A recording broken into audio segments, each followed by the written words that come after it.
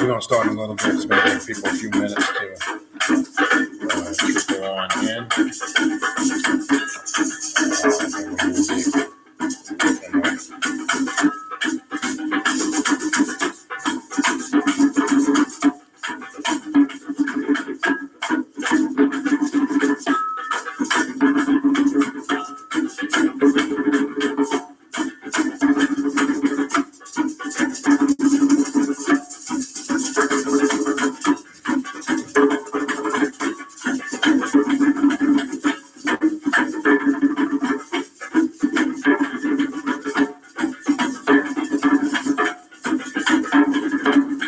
All right, we're going to start a couple minutes. Just going to give everybody a minute or two to get in.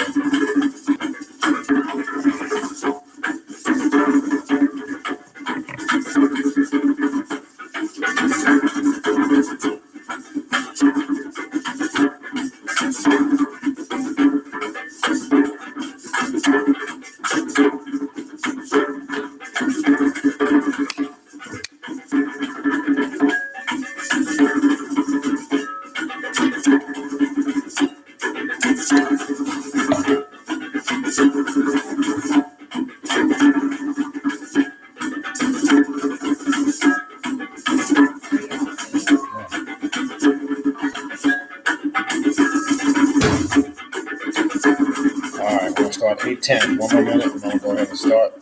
Let's go ahead and run through the announcements, and then I'll begin, all right?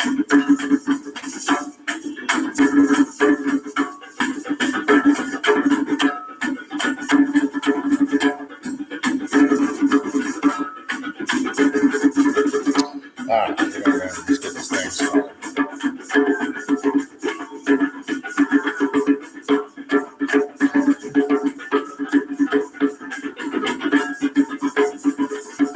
All right, peace. Greetings to all the gods and goddesses on the path that are doing real work. Let me just run through the announcements real quick before it gets too late. Reminder, today is December 4th. We do have the ritual at the end of the month. The ritual is Friday, December 27th, 8 p.m. Eastern Standard Time. That is the ritual of Samael, the Angel of Death. If you are interested in attending that ritual and you want to request an invite, shoot me an email. You see the email in the description box, khnum@gmail.com. Also, we have the upcoming next online session of classes, which begin on January 25th. And they're going to run till, I believe it's March 7th, if I'm not mistaken. If you would like information on those upcoming classes, send me an email, and all the information will be sent to you. The curriculum, the cost of the classes, the times and how long they run, etc. Just send me an email and I can get that information over to you. If you're interested also in a reading or a consultation, which is extremely busy right now, especially with the yearly forecast readings, I'm more than likely going to have to cancel next Wednesday's video or do it at a later date because I am literally neck deep in the yearly forecast readings. And again, those are just done. I just do those in December and January. That's it. So I'll be doing them this month and next month. After January, I won't be doing them again until next year. And as I said, I'm pretty neck deep busy in that right now. So if you're interested in a reading or a consultation or a yearly forecast reading, shoot me an email. Please put in the email the days and times you're available and also the time zone you live in. Very important. Also, I've just started selling the Chaos Oil that I created. It's a body oil, natural body oil, a fragrance that male or females can wear. If you're interested in that, shoot me an email and I'll send you the information on how to order the Chaos Oil. Test it, try it. It's some good stuff. It smells real good. All I can say is test it. That's the best thing I could say. Right? Talking about it would be a waste of time. Also, next year, mark your calendar. And I'm glad last week I got to get these dates straight because I remember Lady Mystic corrected the dates last time. Let me make sure I'm giving the right dates so I don't fuck it up again. Next year's Journey of the Black Adept Conference in 2020, October. Let me give the dates. I believe it was Halloween weekend, which works out perfect. Yeah, October 30th to November 1st next year. All right. Journey of the Black Adept Conference number 3 will be October 30th to November 1st. Gonna be some good shit. That's the Sabbath or the Day of the Dead weekend, Halloween, All Hallows Eve. So we're going to be really conjuring up some good energy that weekend. So it works out perfect. So go ahead and mark those days down. We're going to, as this thing, we do it every year. We expect it to continuously grow. We expect more people next year, 2020. So October 30th to November 1st. Mark that down. So those dates are definitely set in stone. All right.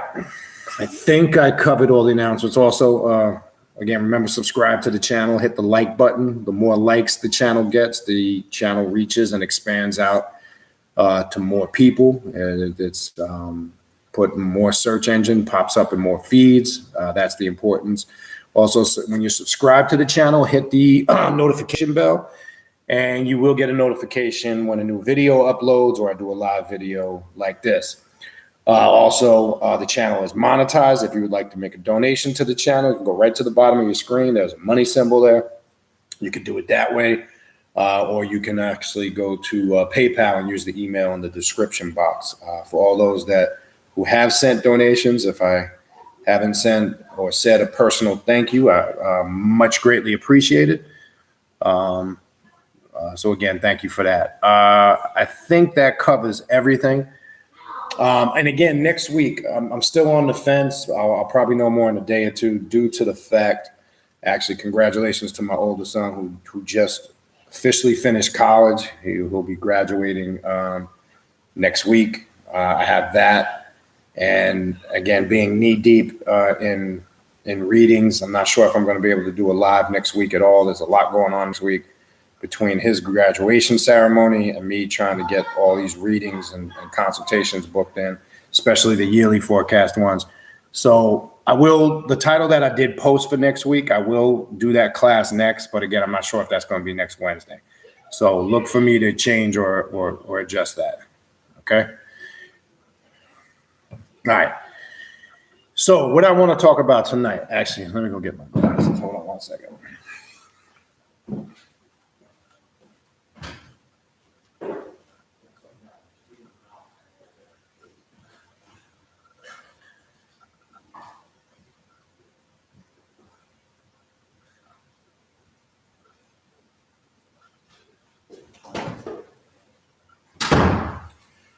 All right. All right, so you see the title. A lot of confusion in certain circles about this. This topic had come up in a recent discussion I was having with somebody. Person was a bit religious, so they took the spooky astrological route. So we're going to kind of talk a little bit about that. But again, as I said before, some people can get fanatical with the astrological stuff, and you got to be careful. As I said last week, some people, and I'm stressing some, not all, some people kind of look at it as the be all tell all. And you got to be careful with that, because that can become a religious mindset or a religious approach. All right. Remember, as a god or a goddess, you always have the ability to shape your destiny. It's not the tell all be all. You are not confounded by certain things via divination or astrology. Very important to understand that. So this topic came up because if you hear people talk about this, if it's a religious person, they're gonna explain a lot of this stuff as being negative and evil. If it's somebody that's more dealing with the occult, left-hand path of self-mastery, you're going to have a whole different perspective. So I want to make that clear, because not just for people that might be watching live now, also I'd like to put that disclaimer out there for people that might watch the upload of this. And maybe you're brand new, you're not on this path, and you just stumble across the channel, you're just searching for information.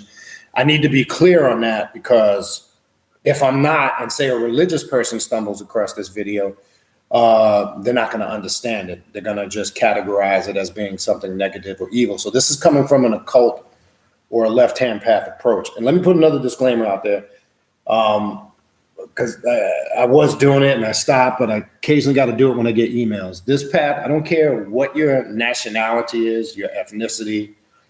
I don't care what your spiritual upbringing is. I don't care what your sexuality is. That's irrelevant. Anybody can study on this path as long as they're willing to put in work. I want to make that clear, because I still get emails. Especially I get emails from people that might be gay or homosexual, and they come as if, or are they welcome, on this class? On this path, can they attend a ritual? Yeah, sure you can. That is irrelevant. I don't teach any hate on this channel unless you get stupid. That's a whole different story. So there's no hate, no racism. This path, the only qualification to study and be on this path is if you're going to be dedicated and consistent to doing work. Okay, I just want to make that clear. It's not a pro-black thing. It's not a pro-white thing, a pro-Latino thing, a pro-Asian thing. All people from all backgrounds and all walks of life are welcome on this path if that's the choice that they make. All right, I want to make that clear. So it doesn't matter what your race, your ethnicity, your culture, your upbringing, your sexual preference. Shit is irrelevant. It doesn't matter. That's all personal shit. Okay? When we're on this path, we have to put certain ideologies, certain morality systems that might have been taught to us via cultures aside when we're dealing straight up with information. All right? So you see the title, Satan, Saturn, Kronos, and the sacred Hexagon, which some might know as the six-pointed star. So we're going to talk a little bit about a lot of this stuff got filtered into religion. We're going to take it beyond that and show you kind of how it got up in there. And I've said in many videos over the years, this planet is governed and ruled, okay, with the Satan, Lucifer, set energy via the planet Saturn. We're going to talk a little bit about that. We're going to show where Kronos kind of comes in, gets connected. We're going to talk a little bit about that. And then how this got filtered down into religion. Because as I've said many times before, when you're studying that Bible, you need to really understand what God are we dealing with in that Bible. We're dealing with a host of gods, obviously, when you read it. We're dealing with a multitude of different cultures, obviously, that were intertwined and mixed from previous stories and text that obviously got filtered down. I'm just going to give you the quick rundown on it because I don't want to spend too much time on that. So this is kind of where it can get a little bit confusing, because you're seeing a conglomeration of all these different theologies, dogmas, practices, spiritual systems. So it gets a little bit confusing because we're not really understanding what we have in our hand. But the point I've been making for years is the energy that controls this planet. The God that the monotheist or the religious person thinks they're worshiping, this compassionate, loving God that they're giving credence to, and this other individual that they've separated and categorized called the devil, Satan, Lucifer, whatever title they want to give. Huh? Jenna, you can walk out. You ain't got to whisper. That's fine. That they've been given all these different titles to. They have it mixed up. The one that they are claiming is, again, compassionate and merciful and understanding and wise and has knowledge and wisdom, who they think is their monotheistic biblical God. That's actually who we refer to as Lucifer, Set, etc. And this other God that has the agenda, who they classify as Lucifer, Satan, all the other titles that come along with it, is actually their biblical God. There's a little confusion with this, right? So to show you, when we tie it into certain aspect of astrology and the governing energies of these planets, it's always been encoded and it's always been there from day one. It's just we're not looking deep enough to see it, all right? So I have a few things. I gathered a few notes that I took, not from any particular book or anything. And this is stuff you can just research yourself on the computer. Or whatever other methodology, you might even be able to gather some of this stuff in books. Fucking thing. There we go. Let me just get my screen up. All right. All right.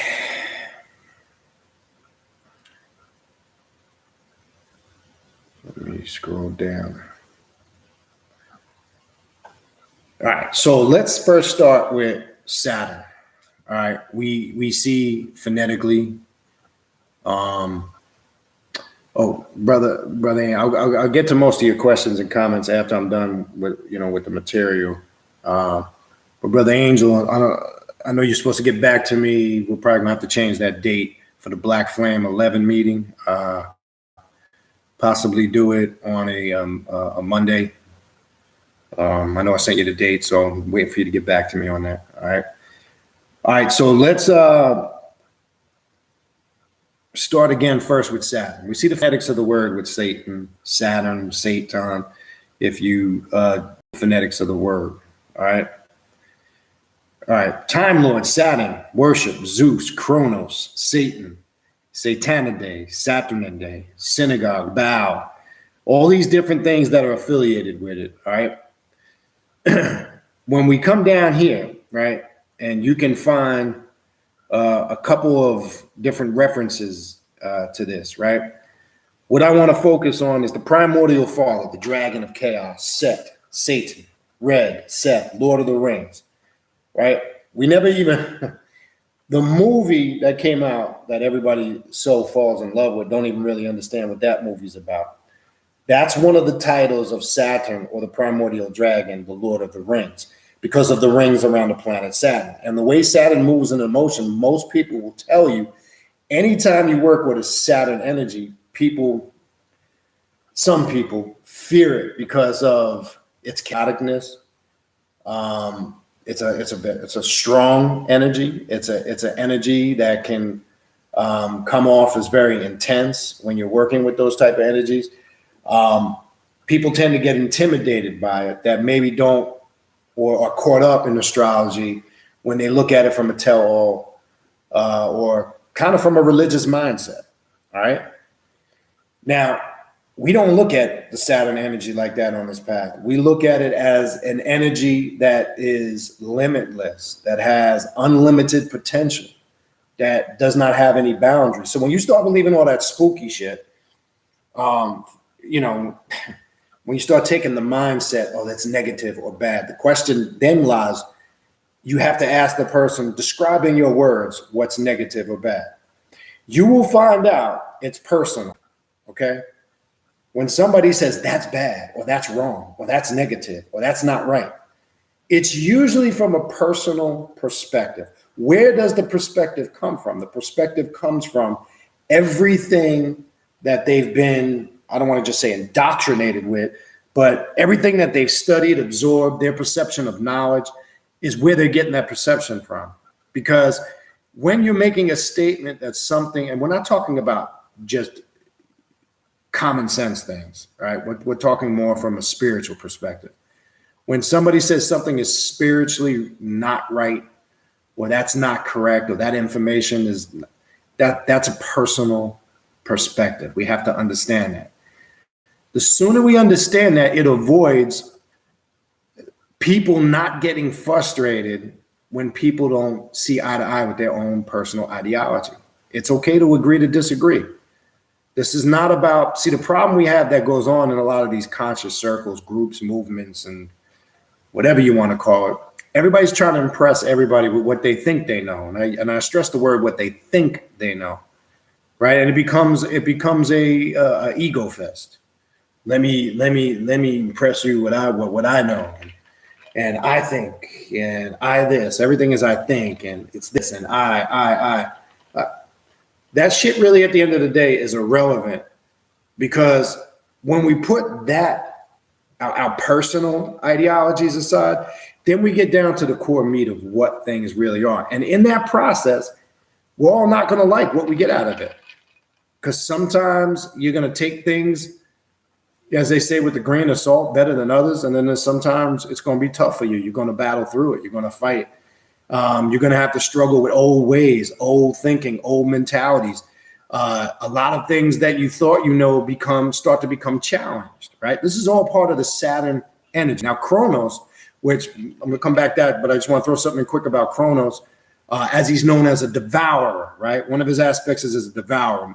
Some people will give, him this negative description as this devouring, negative fertility type of Greek god, depending on your interpretation of it. But we look at the Kronos energy as a devouring energy. Saturn is a devouring energy. Devouring what? How can we utilize the Saturn, Satan, Lucifer, I'm going to go through a few more things here, or the primordial dragon energy that Saturn emits as a devouring aspect? Well, it's real simple. Okay? To devour something is to annihilate it, right?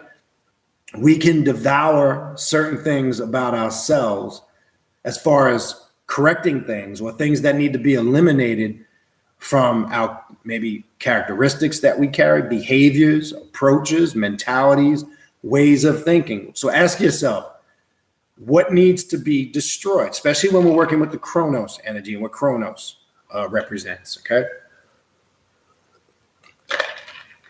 Let me go through the rest of this. So the primordial father, the dragon of chaos, Satan, Set, Red, Seth, Lord of the Rings, Saturn is the all-seeing eye or evil eye, considered to be the first primordial sun. Saturn's rings could be seen more easily in the old days than today and appeared like an all-watchful eye. Now, the reason why they say that when you do research on this, if you turn, the rings are going, if you're looking at it straight ahead, you see the spear of the ball, you see the rings going around it. If you tilt the ball and tilt the rings up, now you're looking at an eye. So we see, you always hear me talking about activating the eye of Lucifer via the Saturn energy. There's a reason why we call it activating the eye of Lucifer, tapping into that Kronos energy, the devouring energy. And again, back to devouring what? Devouring things about yourselves that need to be eliminated, and also in relation to others, external things that need to be devoured. So we are looking at the all-watchful eye when we're looking at Saturn from that perspective. Today, with a good eyesight or binoculars, you can just make out the rings of Saturn, and it can look like an all-seeing eye. You can do this with a telescope, all right? Now, in Babylon, they considered it, well, let's back up here. The rings of Saturn, it can look like an all-seeing eye, right? Beelzebub, Lucifer, Iblis, right? Different attributes and titles, right? Seth, S-E-T-H, Satan, the devil, Diablo, Diabolos. Babylon, the gateway of the gods, in the Greek variant of the Akkadian Babalu, gateway of the gods, Translating Samaria, or in the Hebrew Bible, the name appears as Babel, interpreted by the book of Genesis 11:9 to mean confusion, right? We have an English word called babble. What do we say when somebody's just talking and not making sense? We say they're babbling, right? This is where you get this word from, because it's confusion. I can't understand that babble that you're talking or you're saying. So just to confirm, that's where we get the English word, you're babbling on about something. You're confused. You sound confused, right? Then it goes on. Let me scroll down here. There's a connection to this with Molech, which I haven't mentioned. Now, as we know, Molech is one of the 72 lords of darkness, or some know as the one of the Goetia demons, right? He is represented as an owl. You'll see him sometimes depicted as the owl, or wise owl, ever watching of the night of the all evil eye or all seeing eye of Saturn/Satan. Taurus, the calf, bull, Lord of the Rings, Baal, Moloch, all conceived in the form of a calf or an ox. Now, pay attention. When you're reading the story in Exodus, right? When Moses goes up on the Mount Sinai, pay attention to this, because now we're going to connect it to some of that biblical history in the Torah. Right? And I'm saying according to the story, so let's make that clear. I'm not passing this on as 100% fact. I'm connecting the tradition to what this is saying here. So I want to make this clear. All right. When Moses went up on Mount Sinai to so-called receive the law, and the Israelites became impatient, what did they build? What did they create? See, they throw shit in there because they want to see if you're paying attention or if you're catching it. They created a golden calf, right? You will see this is also synonymous, as I'm mentioning here, with Moloch, right? Okay. This golden calf worship, where did that come from? And why did the writers of the Bible feel the need to insert that in there? Now, it gets even more bizarre when you continue to read in that story in Exodus, when Moses comes down, and nobody pays attention to this.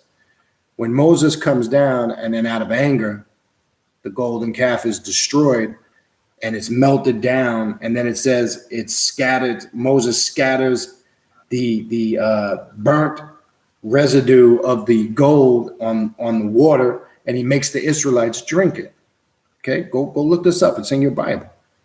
Now, we know something called liquid gold that was real popular, an elixir, right? Why did Moses make the Israel? Something for you to research. Why did Moses make, what the hell?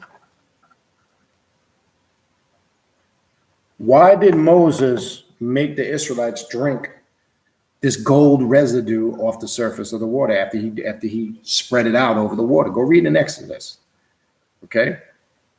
There's a reason for this. Okay? We know in ancient Egypt, the liquid gold, or the elixir of life, or the monatomic gold, as some know it, and this ties into Moloch. I'm trying to decode something here for you, and I hope you do more research on this.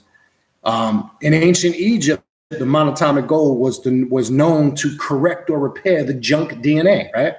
This is when you research this. This is what the ancient Egyptians believed. This is what part of alchemy is dealing with, turning lead-based metals or liquid or golds into liquid, and the philosopher's stone, or that alchemical self-transformation, literally there was a process with that liquid gold, right? So there's a connection with this. So they believe it corrected your junk DNA. So now we have Moloch, we have Saturn, the Lord of the Rings, we have the golden calf, right? We have Kronos dealing with the devouring energy. Somebody is playing games and trying to take you away from that, and then made you leave all of that higher understanding, and now you're caught up in this modern day monotheistic belief system we have, which is comical, right? So it's encoded in there. This is all connected, all right? Then it goes on to say, hold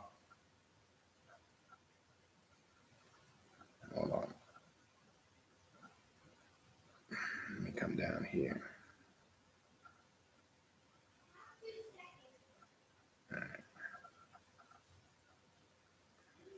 All right, let me get the Kronos thing here. All right, so we have this connection so far. Now, the word Satan, let's back up to that because this gets a little confused. Once we leave religious theology and we look at this from a practical mindset, okay? The word Satan just means adversary, adverse, right? It's a title, people. It's no different than when you give a title to a king, to a ruler, or an attribute. It represents a certain attribute. So people, again, get confused when they hear Satan, they hear Lucifer, they hear Set. You know, they get caught up and confused in the external aspect of it. Are these separate entities or individuals? Yes, you manifest them via your mind that way. They represent different attributes of the same thing. And it's important we understand that because depending on the action, even when you're deciphering or encoding some of these ancient texts or deciphering some of this information, the title is going to change depending on what's being discussed in the text or being discussed on the action of what's being quote unquote decoded. That's important to understand because I think the confusion comes in when we're still, whether it's consciously or subconsciously, we're still looking at it from, an external kind of worship mentality. Like there's some supreme deity greater than me that I must be in awe of and inferior to and must fear and show honor, reverence, and respect. Those are all characteristics of indoctrination. And some people, whether they're conscious of it or not, still have the traits, and it's hard for them to shed that. Now, depending on where you are on the path, this is key, this is important. Now, if you're brand new or fairly new, maybe less than a year or slightly over a year or more, it takes time for this stuff to kind of get out your system. You will catch yourself, even to the seasoned veteran that might have left that way of thinking years ago, will occasionally catch themselves. And the key is catch themselves and move on. My point being is that does not go away overnight. But there has to come a point where you have control over correct thinking, the proper way of looking at things and analyzing things. All right. So when we look at that word, and that's the word you will see more so in English via religion, Satan, right? And really, that word is not really used a lot, believe it or not, on this path. It's not a title that's used a lot because really it's describing an action. You become the adversary every time you have your own opinion. You become the adversary when you express that opinion or feeling, what might at times be in complete opposition to others, right? So you become a Satan, right? Remove the religious shit out of it. It's because, again, it's describing an action. See, the reason why it's so shunned in mainstream society, because it's equated with religion. It's the antithesis to Christianity, Islam, and Judaism. So when you start talking like this and using these terms and these words and these phrases for those that are religious, they get offended. And it's not to offend nobody. It is what it is. But we have to, again, be mature enough to realize, one, we can agree to disagree. And that's just the reality. If you think there will never be a time on this planet, in this world, where everybody is going to be in 100% agreement with everything, all right? That is a bunch of bullshit. It's not a reality. The bottom line is conflict will always exist, right? And I'll tell you why I'm saying this. War, death, and disease will always exist. Confusion, chaos will always exist. But it's the order you make out of it personally. See, first and foremost, a black adept, a magician, or a master is not interested in trying to save the world because that's not practical. Because one, you can't save anything or anybody until you get yourself right. We do know and accept, okay? Shout out. Oh, brother Don Cost. We got to set a date. Actually, I'm going to get with him. Brother Don Cost, that some of you might know him as Kevin, who did the presentation Geometria at our Black Adept conference. We are setting up. I'm going to have him come on live on the show for those that weren't able to come. And he's fantastic with it. He blows. I mean, you just got to hear the breakdown. He did it at the event, and it was a great presentation. So I will get with him actually this week. We talked about a Wednesday, him coming on live. So we're going to set that up in the next few weeks. But we're definitely going to bring him on. We definitely would like you guys to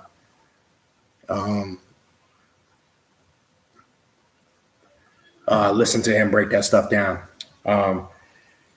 But anyway, as I was saying, I don't even know what the fuck I was saying. Lost my train of thought. Oh, yeah.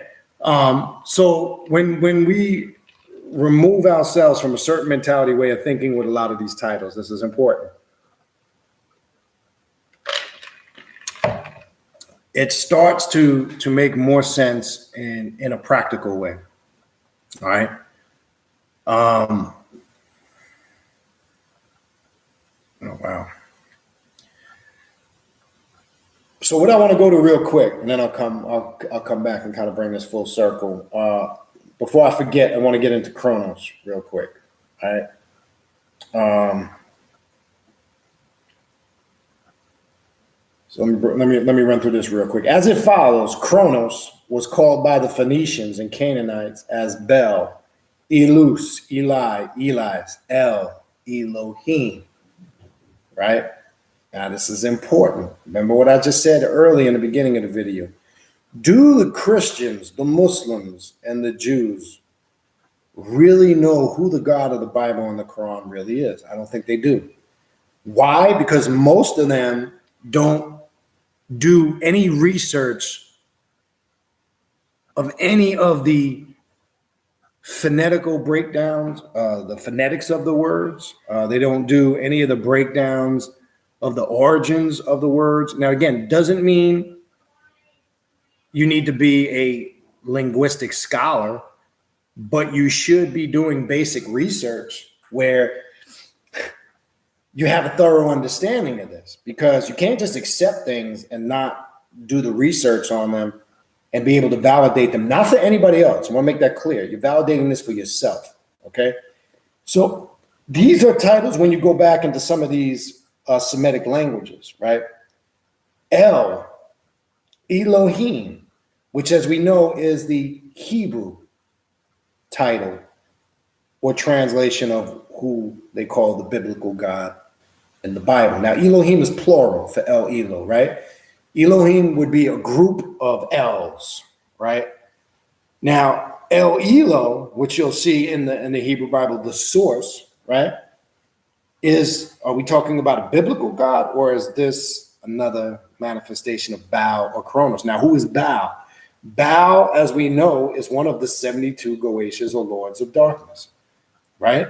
So we see under the command and of the archdemons, if you get into aspects of Lucifer, Satan, whatever titles you want to give it, Set, right? Or as we mentioned earlier, the primordial father, or the primordial dragon, or the primordial father of chaos, right?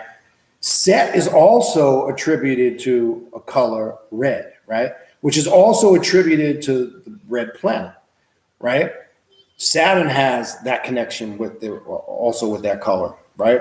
Let me come down here and finish with Kronos before I forget. All right, so these are titles.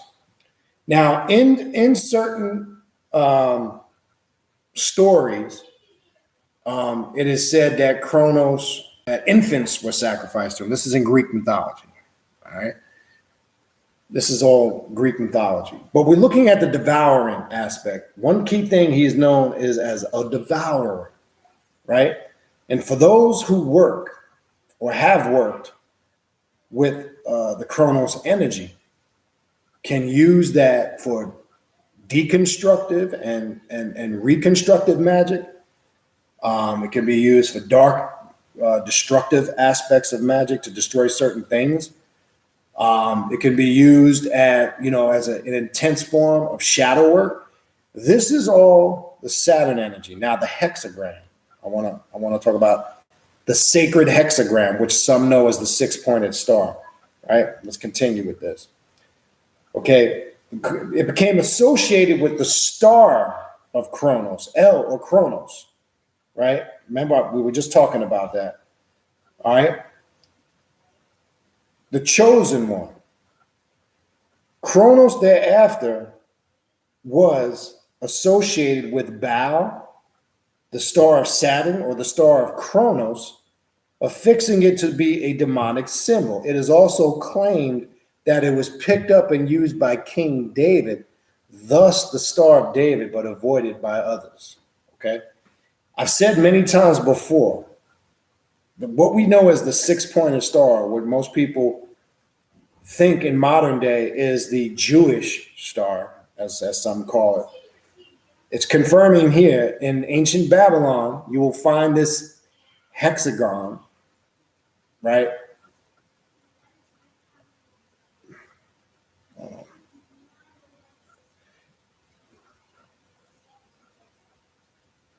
You will find this ancient hexagon embedded on the temple walls. And how did that get connected with the Hebrew stories? Okay.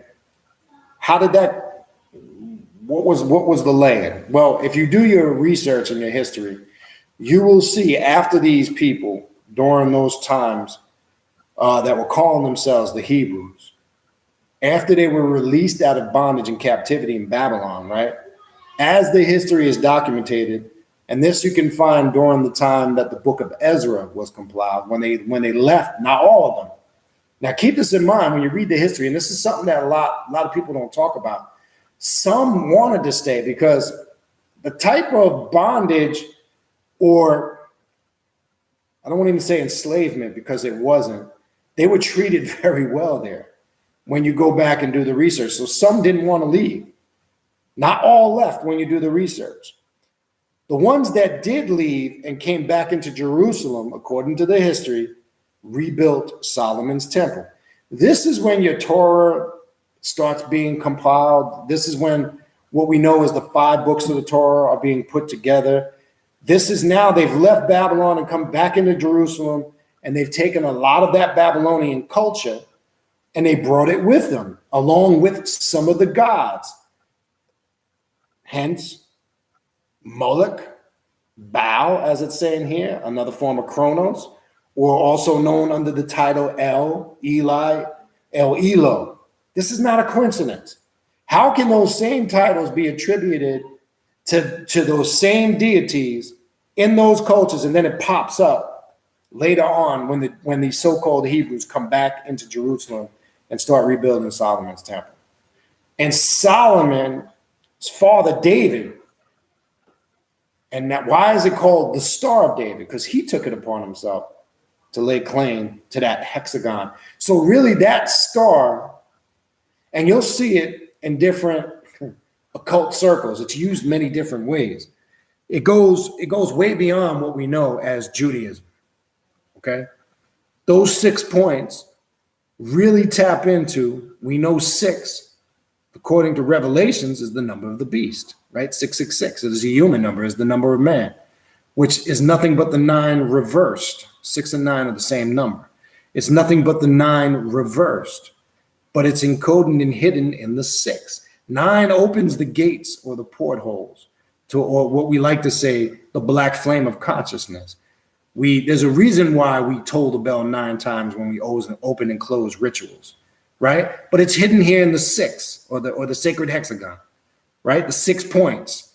So those that wore the star or utilized the star ritualistically were tapping into that Kronos, Saturn, Satan, Lucifer, Set energy. Now, what becomes confusing is when this is where it gets a little confusing. So when you're reading all of these biblical stories, you're getting a conglomeration of history that predates biblical times, mixed in with what a lot of these modern day men or writers of the Bible, when they decided to write these things and translate them, they put their own stamp and meaning on it, their own culture, their own language. But There's a lot of keys left that they kind of took over and didn't change, such as Elo, L, right? L in the Hebrew language is the definite article. Now, there was something that I was looking at that I thought was real interesting, right? This is not a coincidence, okay? To show you the connection with this astrologically, how many letters are in the Hebrew language? 22. Does anybody know how many pyramids are along the Nile outside of the 3 great pyramids in Giza? 22. So now we got 22 letters in the Hebrew alphabet. We got 22 pyramids along the Nile. And how many trump cards are in a tarot deck? 22. Okay? Now, when we add those all up, 22, 22, 22, we got the 66. All right? We got the 2 sixes. Okay? As I said before, that is nothing but the 9 reversed. Somebody is leaving all the keys right in front of your face, but we're not looking at it because we get sidetracked with nonsense and bullshit. Okay? We're more focused on looking for some fucking epiphany to happen. We're looking for some robed figured being to come and speak to us and tell us how special we are. Okay? We're looking to see that because the weak part of our ego, because not all of your ego is a bad thing, as I've said many times before. The weak part of your ego kicks in because the need for you to feel wanted and needed and to be special, okay? You're more focused on that shit, how special and how deep you think you are when everything's right in front of your face. If you're God, if you're a god or a goddess, you're able to pull it and see it. So this is what I mean when I've said over the years, there's certain questions you're going to have to get the answers to yourself. Not everybody can give it to you because if somebody's trying to force it, if I'm giving you an answer to a certain thing of a question of a personal spiritual nature to you, it would be foolish for me or anybody else to force their perspective of it on you. Then that's not you coming to the right understanding of it for yourself. So there's certain things of a spiritual nature that are personal on your journey that you need to decipher for yourself. Because if such and such comes along and says, this is this, this is that, that really wouldn't be accurate because it's your personal journey. Now, it doesn't mean, again, they can't give you insight. They can't give you some form of advice to push you in the right direction. That's fine. But when it's all said and done, to come to the conclusion and to be clear on what it is, you have to do that yourself. That's what this path is about. That's why this path is different than any other path. Because every other path, there's some, there's some rules or some book or some system that's in place to do it for you. With Christians, just be saved, and then everything falls in line. You're saved. Saved from what? That's a whole nother story. Become a Muslim and accept the 5 pillars of Islam and take your Shahada. Okay? La ilaha illallah. Muhammadan Rasulullah. Just say your Shahada, you're saved. Okay? If you're a Jew and you follow all the commandments in the Torah and get circumcised and fall under the covenant of Abraham, you're good. You get your pass. Here's your membership card. You get your pass. Just be good. Then they fuck around with your head and tell you got free will. You really don't have free will because there's consequences to your free will. They tell you you do, but if that free will involves you going against the rules or the regulations, there's going to be some punishment for you down the road. So now we're dealing with a system of fear. So now I can use religion as a tool of fear because I've created this system. If you're good, you're going to this place of eternal bliss called heaven, which automatically everybody thinks is above. Heaven and hell is nothing but a state of mind. It's around you constantly, just like hell is. And hell is below, right? Look at the trick. And then what do we say in alchemy? As above, what? So below.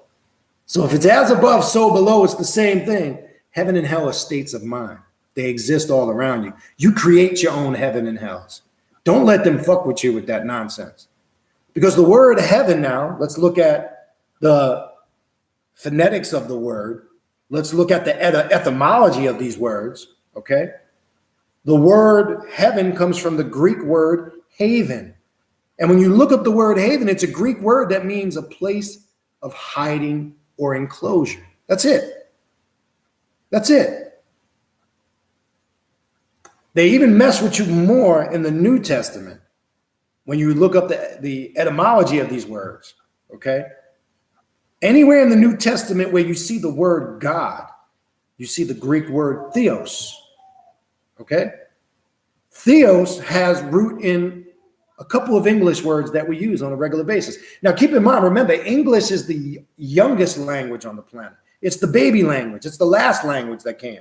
All you got to do is open up your dictionary, and every word you look up in the English dictionary, from the French, from the German, from the Latin, et cetera, et cetera, et cetera, because all of those languages come before it. So we got to keep that in mind. English is a very limited language.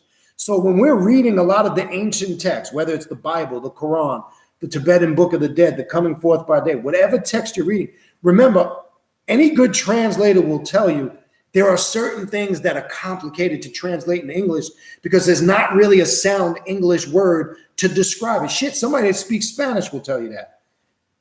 Talk to somebody that speaks fluent Spanish and they will tell you there's certain words in English you really can't correlate to Spanish because of the limit aspect of the English language, because it's such a young baby language, right? So we have an issue here. We have a couple of issues here. Theos, right? You'll see another translation in Greek, Jehovah, which is impossible because there's no letter J in the Hebrew alphabet. Look at all the 22 letters in the alphabet. There's no J. So we know the title. We definitely know that's an incorrect translation, Jehovah, which comes from another poor translation, Yahweh, right? And when you break down phonetically the vowels, that doesn't correlate to the Hebrew, which they actually took from Yahuwah, right? Which you can find in the Hebrew, which means, oh, he who is who he is.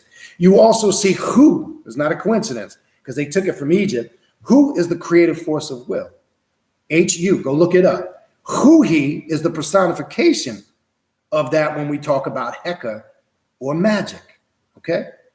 So there's a connection to this. So back into the Greek in the New Testament, you will see the word theos, right? It's the word they use in Greek, because now we've left the Aramaic and the Hebrew, and now in the New Testament, we're dealing with Greek translations. All this is part of the confusion process. Trust me when I tell you. So we see anywhere we see God, we see theos, right? Theos comes from a word we use in English. Theos means theory, right? We use the word theory, right? We also see the root of that word in another term we use in English, atheist, right? Let's examine this real quick. I've talked about this a couple of times in the past, but let me run through it real quick, all right? The word theory, as we know in English, is just, we know what a theory is. It's, in a sense, a guess based on calculated information, data, which draws somebody to how they came to the conclusion of their theory. So a theory is not 100% fact. There could be a lot of facts or aspects of truth in that based on how one deciphers it, but a theory is just that. It's, in a sense, it's an educated guess. Notice I said the word educated. It's not just a random guess, a faith-based guess. An educated guess is where there's been some research or some data or information collected to an extent, okay? An atheist, as we know in the English language, in short terms, is somebody that doesn't believe in God, right? They'll tell you they don't accept the religious or the monotheistic concept of God or a creator. Because there's different, let me make this clear. There's different forms of atheism, all right? Not contrary to belief, some people that may not have done their research or are educated enough on this subject will think that all atheists are the same. They're not. There's atheists that are more Gnostic in their approach and some that are more agnostic in their approach. On this path, we do use an aspect of an agnostic approach, antinomianism, which we talked a little bit about last week, apotheosis, which is self-deification. And that's what this path is. And when I say self-deification or self-mastery, we're not talking about a deity as a religious person looks at their mythological god. We don't accept that on this path. That's just about as valid as Snow White, Santa Claus, and all the other mythologies. Okay? This is important to understand because not all atheism is the same. So when they're basically telling you, when they're using the word, whether you're conscious of it or not, theos in the Greek, they're telling you basically they don't even really know if God exists or is real. They have a theory of what the creator or the God is, and thenceforth they came up. Why did they give the title in Greek to the creator of the boundless universe is your biblical God, and call him theos? The Greek word for theory. It's their theory on what they think God is. It's not rooted in facts, okay? It's up to you to draw that to remove that babble or confusion and come to the conclusion. Now, here's the deep thing. As you start stripping away layers, right? This is where the Kronos energy comes in. As you start devouring the weak aspects of yourself, and I said this last week, and I've said it many times, and I'm going to say it again. The only thing you start to realize that's real and everything that proceeds out from that is you. The quicker you learn that, you give the reality. Because think about this. If something wasn't introduced to you, I always pointed this out, and I love the answers I've gotten over to this in the last 20 plus years in doing this. I always ask somebody this question, and to watch them try to explain it is fucking mind-boggling to me. Most of us, I'm going to assume, most of us, we were all raised probably through some form of religion. Majority of us, whether it was Christianity, Islam, Judaism, etc. At some point, somebody, when we were a certain age, whatever that age was, whether it was a teacher, an uncle, an aunt, a mom, your mother, your father, whoever, at some point, this concept of God or a creator was introduced to us. Okay, now think about this. And this is not, you don't need to type in an answer. This is something for you to think about, and think real hard before you answer it. Because usually somebody who's quick to attempt to answer it tends to really, I'm going to say, expose themselves by a lack of what they don't know. So before somebody introduced you, we all were at a point, and some of you might remember when that was. Some of you might not have any idea when it was. But at some point we were introduced to, if you grew up Catholic, you were introduced to a form of Catholicism and the tenets of what Catholicism involved. Okay? The concept of God, the creator. If you were a Muslim and you were certain, usually 4 years, 4 days, 4 years, 4 months, 4 days, is when they say a child can take their shahada. You were introduced to Allah as the creator. The question I ask, be careful before you answer this. Before that happened, did God exist? Most people are going to say yes, and then give some spooky ass answer to try to explain it. Listen to the question again.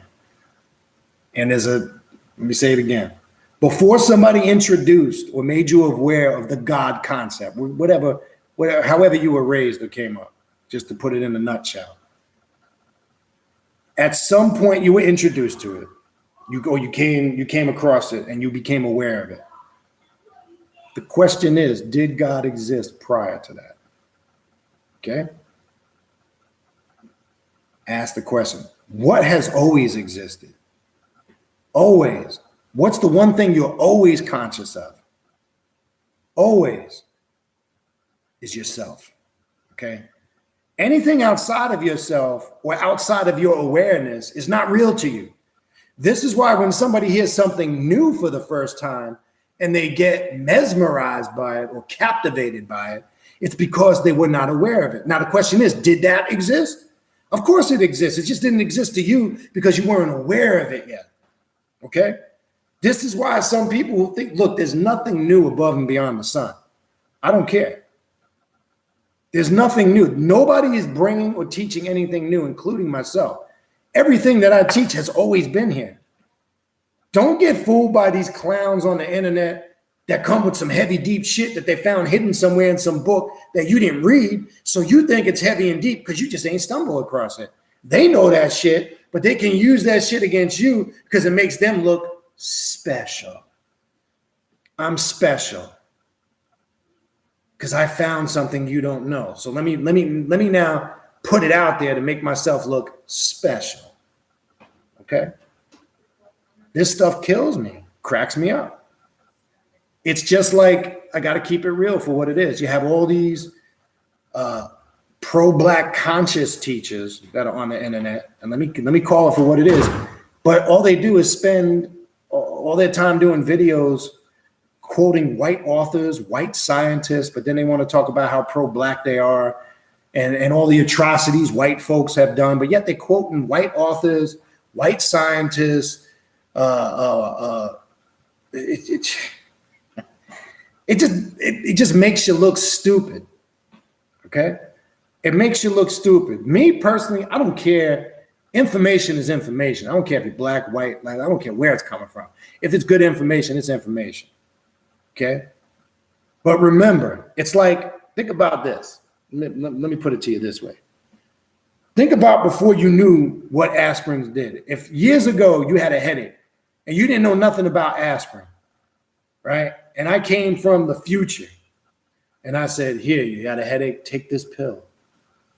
It'll make your headache go away. Okay? Now, mind you, you don't know nothing about aspirin. You take it and it heals your headache. You're going to think I'm some type of fucking super god. But yet, there's another group of people on the other side of the planet that have been using aspirin for years. And there's nothing new or fancy to them. But this individual knows these people over here don't know nothing about it. So I'm going to go ahead and manipulate. All right? Okay? This is how indoctrination is enforced, people. Right? It's true. Listen, man. Once you understand the point I'm trying to get at, okay? I want to make this clear. The only thing that is real is you. Because everything you've accepted as a reality in your universe proceeded from you because you absorbed it somewhere, you read it somewhere, you made contact with it through your visualizations, your meditations, your teachings, your ritualistic work, elders that might have assisted you on the path, whatever it might have been. You made contact with it. You raised yourself up to the awareness. So you as God or a goddess have always been the God or goddess that's been there and in control because everything proceeds from you. It's only new when you tap into it for the first time. But what might be new to you is not new to the next person. So this removes the I'm special thing. I know we all like to look and ask yourself how much of it is self-induced. I know we all like to, the special ones. Let's talk about that real quick. They speak to beings, they have you always got these motherfuckers that anytime you run into them, they always want to talk to you about a dream they had. Martin Luther King, I had a dream. You got a lot of them motherfuckers. They always have dreams. They want to tell you about an experience. They was out sitting in their backyard and they looked up in the sky and blah, blah, blah, blah, blah, blah. All right, let me say this. Are individuals having those experiences and seeing them things? Yes, they are. But they should be more focused on why are they seeing it rather than spending their time and energy on trying to share that shit with everybody. Because there's a message there for you. Stop wasting your time trying to convince everybody else of how special you are, what you saw, this and that, blah, blah, blah, blah, blah, blah. All that time and energy you waste in doing that, you could be decoding and deciphering and breaking down the message that was for you. Because see, you're missing the point. The message was for you. It wasn't for Joe Blow. It wasn't for Sally Mae and whoever else the fuck. See, that's where your ego becomes deceptive because now you want to try to show everybody else how special you are. You're wasting your time. When you realize and accept the reality that this has its point of origin within you, you will understand. So, having said this, and then I'll go through the chat. So, having said this, this is what the Satan, the Saturn, Set, Kronos, all of these energies represent. Now, remember this. For those that get caught up in too much of the astrological aspect, okay, remember, you always are in control of these energies. When you accept the reality that you are inferior to them and they are in control of you, okay, now you can become a victim. You can become susceptible. You can be taken advantage of, okay? So that's why I said, look, I use astrology. I use numerology to a certain level or extent. Not to the point where I'm a fanatic with it, I'm religious, and everything I do has to be governed by the planet and this and that. And that's all bullshit. Because you can't be a god or goddess, and then on the flip side, you're saying you're at the mercy of this, and you shouldn't do this, and this ain't the time to do this. And I've said before, and I've got the resume to back it up. In most astrological schools of thought, when they say don't do any magic during this time, or don't do this during this energy, you shouldn't do this and that. I've done it, and I've gotten fantastic results. So if that's the tell-all be-all, somebody tell me how the fuck did that happen, okay?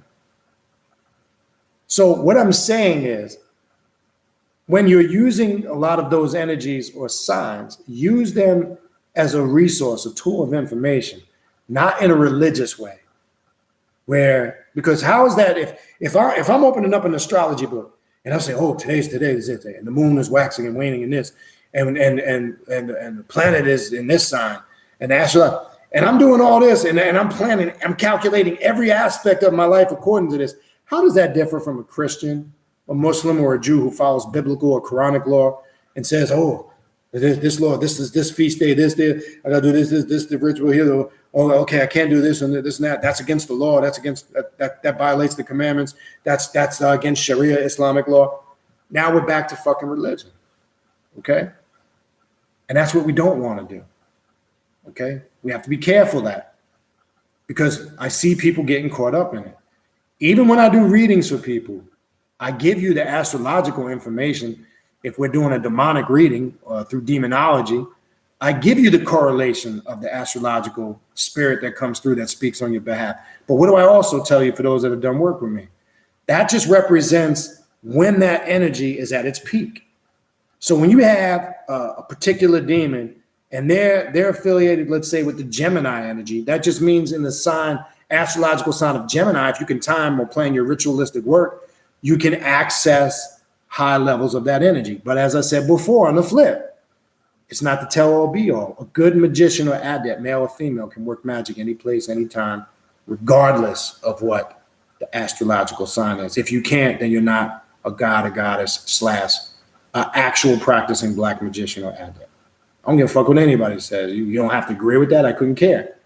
I'm telling you that based on results, not my opinion, not my theory, because a lot of that mainstream shit, like I said, I've gotten results in times where you're told, oh, in Scorpio is a bad time to work. You shouldn't try to attempt to achieve anything new in the Scorpio energy because it's very chaotic, right? You should just deal with working with peace and tranquility in the home. Man, that's all that new age bullshit, okay? Well, what if I'm dealing with a situation in my life that needs attention in the now? And I need to tap into that Scorpio chaotic energy to get some destructive shit done. So the question is, what is new? New doesn't necessarily mean obtain a new car, a new house, or more money. New can be destroying something to create a new way, a new path, a new life. I might need the Scorpio energy to do that. I may need that chaotic energy, that Saturn energy to do that most people fear. I may need to tap into the ancient hexagon, right? And what those points represent, okay? To get done what I need to get done. But see, that's the difference when you have a magician or an adept that works the energy rather than somebody who's controlled by the energy. Let me say that again if you missed it. That's the difference between a practicing black magician who controls the energy as opposed to a watered down occultist who is controlled by the energy. There's a difference, people.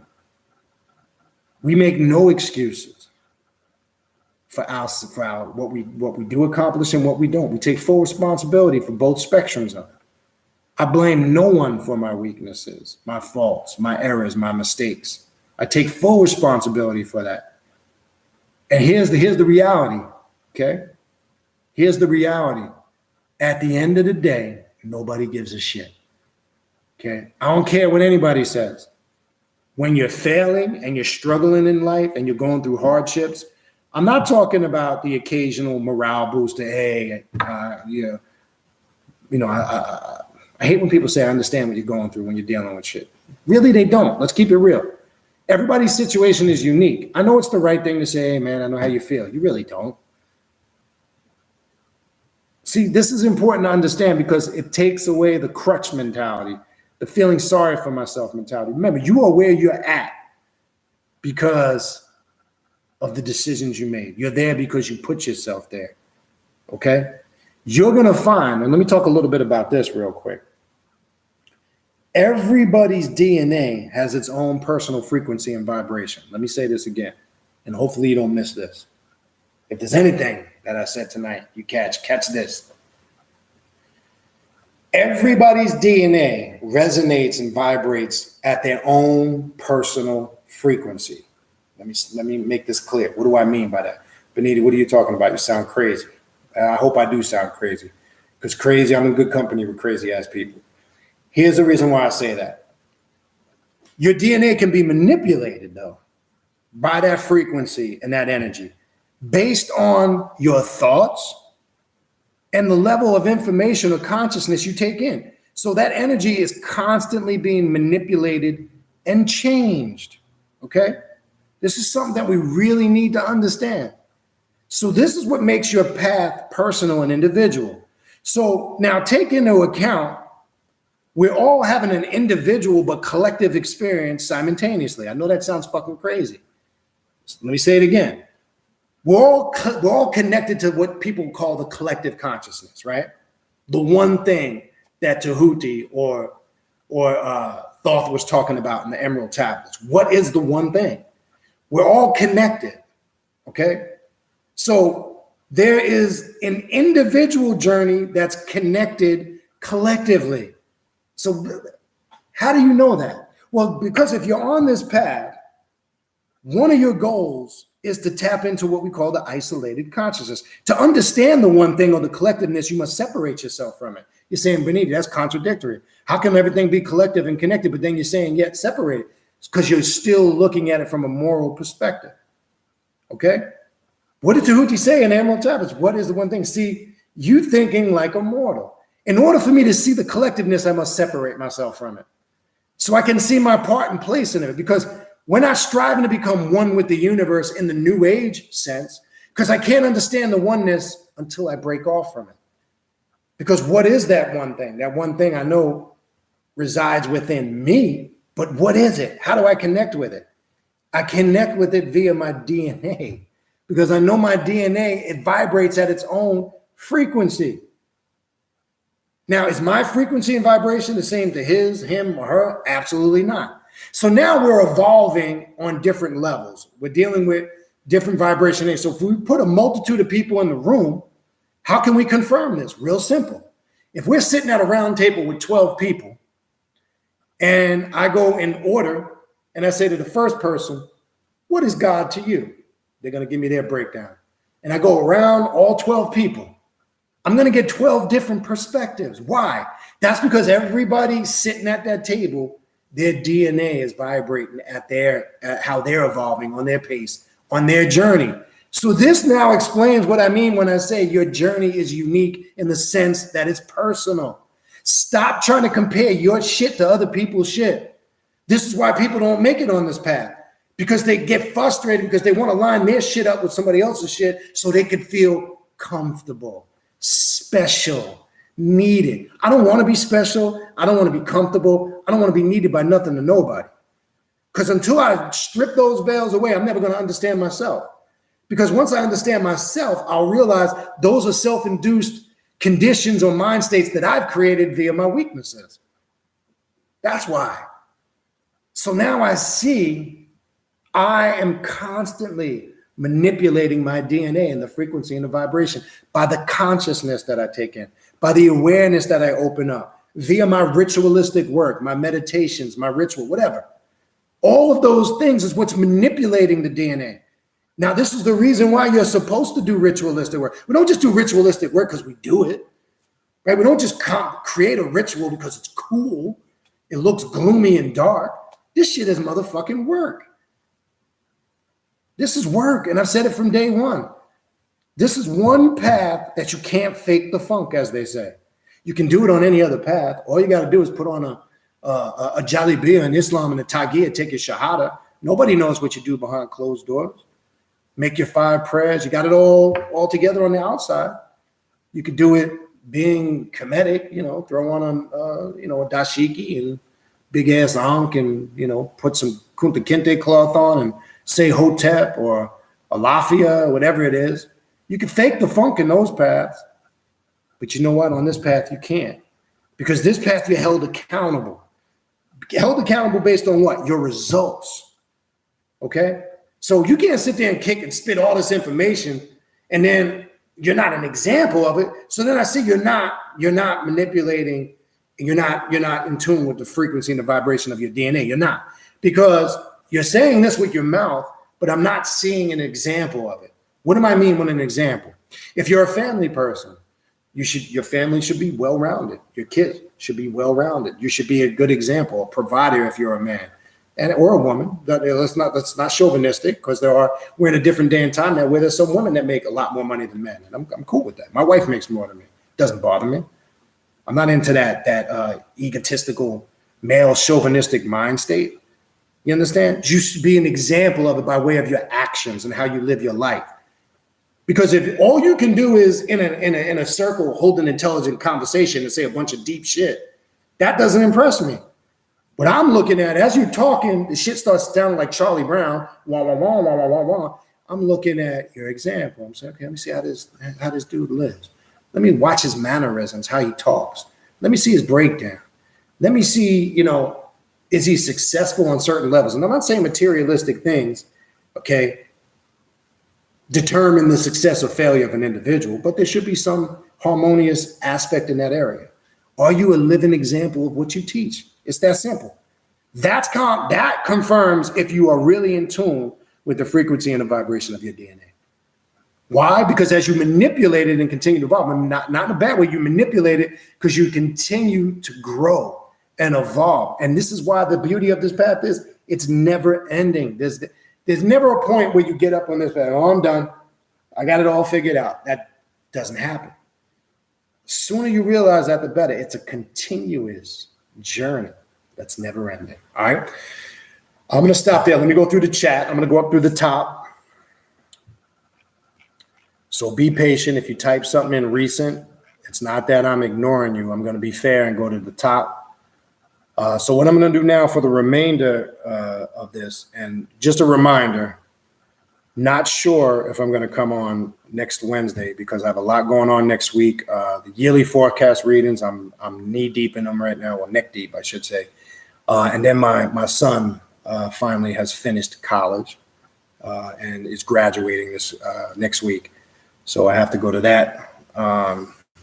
That's going to take a couple of days of my time, which man, let me tell you something. For those that have kids and they went to college, you know the relief for that shit.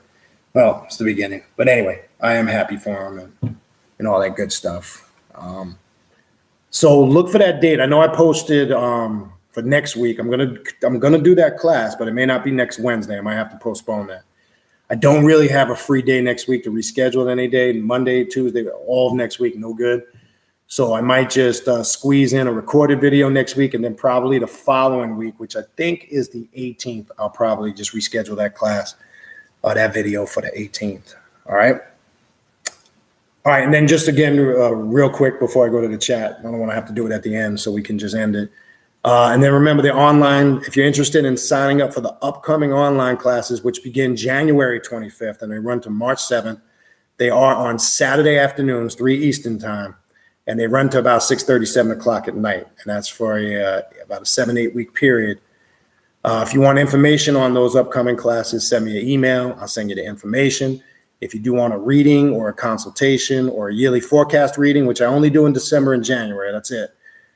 Then next year, send me an email, days and times that you're available and the time zone you live in, and we can set up an appointment for that. Then we have the ritual, the 27th of this month, which is Friday, December 27th, 8 o'clock Eastern time here in North Fort Lauderdale.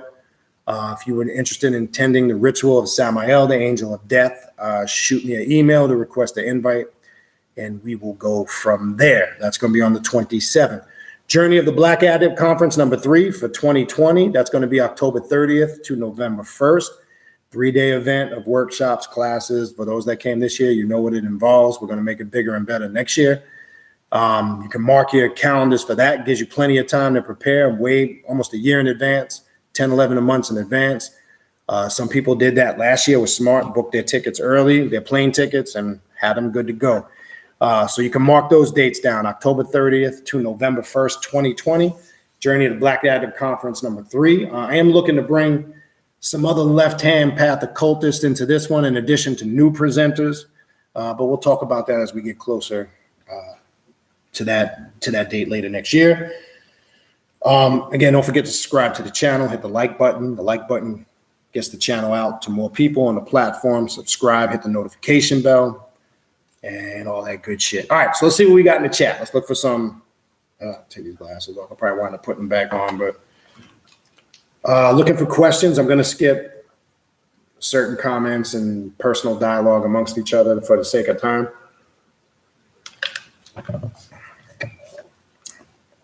Dion, what's going on? Good to see you. Brother Doom. Peace and greetings to everybody if I ain't greet you. Black Flame 11, because of I've changed the days of doing videos on a Wednesday. I want to see, I know Brother Angel should be sending you guys, or I'm sure he has already.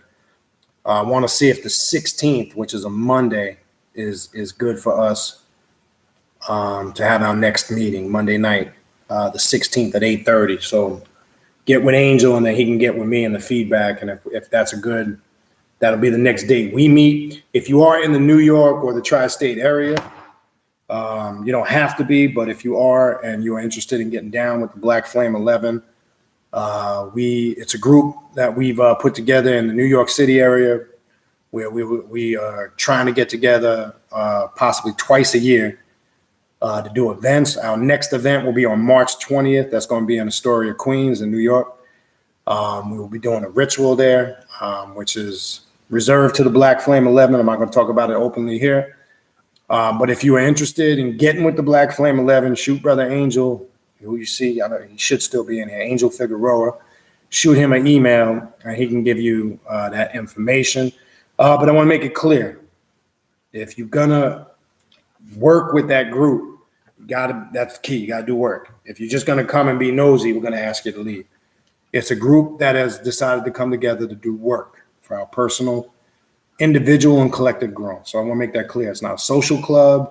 It's not a let me be nosy and see what's going on club, because if you're going to do that, you're wasting your time. All right? Anyway.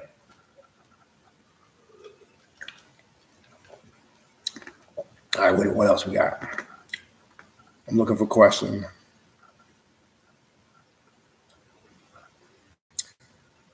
Okay, it's a good question. Good question. First one by Rituals. Ritual Spirit be asking some good ass questions. Says, hello, Brother B. Can you please go into more detail about why it is not productive to banish spirits on the left-hand path? Good point. All right, banishing. You will find in some magical practices, and for an example, like Order of the Golden Dawn or High Magic, they have a thing called the lesser banishing and the greater banishing ritual of the pentagram. And you'll see it involves a lot of Kabbalah mysticism. They'll invoke archangels at the four corners. They say to banish certain spirits that one would say could be negative, evil, or whatever. I've heard different terminologies for this. Why we don't do it is for this reason. All energy is productive. The difference in what we do when we do our rituals on this path, for an example, I'll use one methodology that I use regularly is we use here in the rituals we do here, and those that have come to the group rituals know and have experienced it. We do something called casting a hermetic circle and invoking the triad of light and darkness, which is when you cast the circle, you're sealing all the energy in your space, the energies of light, which are what some would term, so everybody can relate to what I'm saying, lighter frequencies or energies. And the triad of light is synchronized or symbolic of Heru, Usir, and Aset. Now, there's a darker side to Aset. I'm not going to get into that right now. And then we also infuse that with the above and the below with the triad of darkness, which is Sekhmet, Ampu, or Anubis, and Set. And then as you're creating an 8-pointed star when you do this, you go north, south, east, west, and the points in between. If you know what a hermetic circle is, I did a video on this, go in the archive and look at it. You're literally, when you're done, you've basically casted an 8-pointed star, which is the star of chaos. So when we do that, that chaos represents that primordial chaotic energy that everything emerges from. We're not trying to destroy anything. You can't destroy that. See, that's the mistake. That's why we don't do it. So we're not trying to destroy it. We're trying to manipulate it to work in our beneficial favor. Because some of those energies on some other paths, what people term as evil, wicked, or negative, they become very valuable tools to us as magicians, especially if we're doing destructive magic, devouring magic, a vampiric type of working. Then we need that energy. So it's always centered around the precept that the Black Adept or the magician is always manipulating the energy or facilitating it. It's a matter of where the discipline comes in is the when, the where, the how, and the why. Knowing when to use them and why to use them. So, but when we cast the circle and then we close it or we sweep it with the above and the below, we're locking all that energy in our space and we're in the center of it. We are the magicians, the Occult, the center of it, the axis. We control everything in that circle. And that's why we do what we do. So we're actually doing the opposite of what somebody would say, but we want that raw, aggressive, primordial, chaotic energy that emerges. That's why we cast the 8-pointed star of chaos. We're summoning all of that chaotic energy, and then we're making order out of it. Then we take on the role of Set. And then there's the aspect of that's why I'm going to do that video in the one I was going to do next week. I'm going to go a little bit more into that.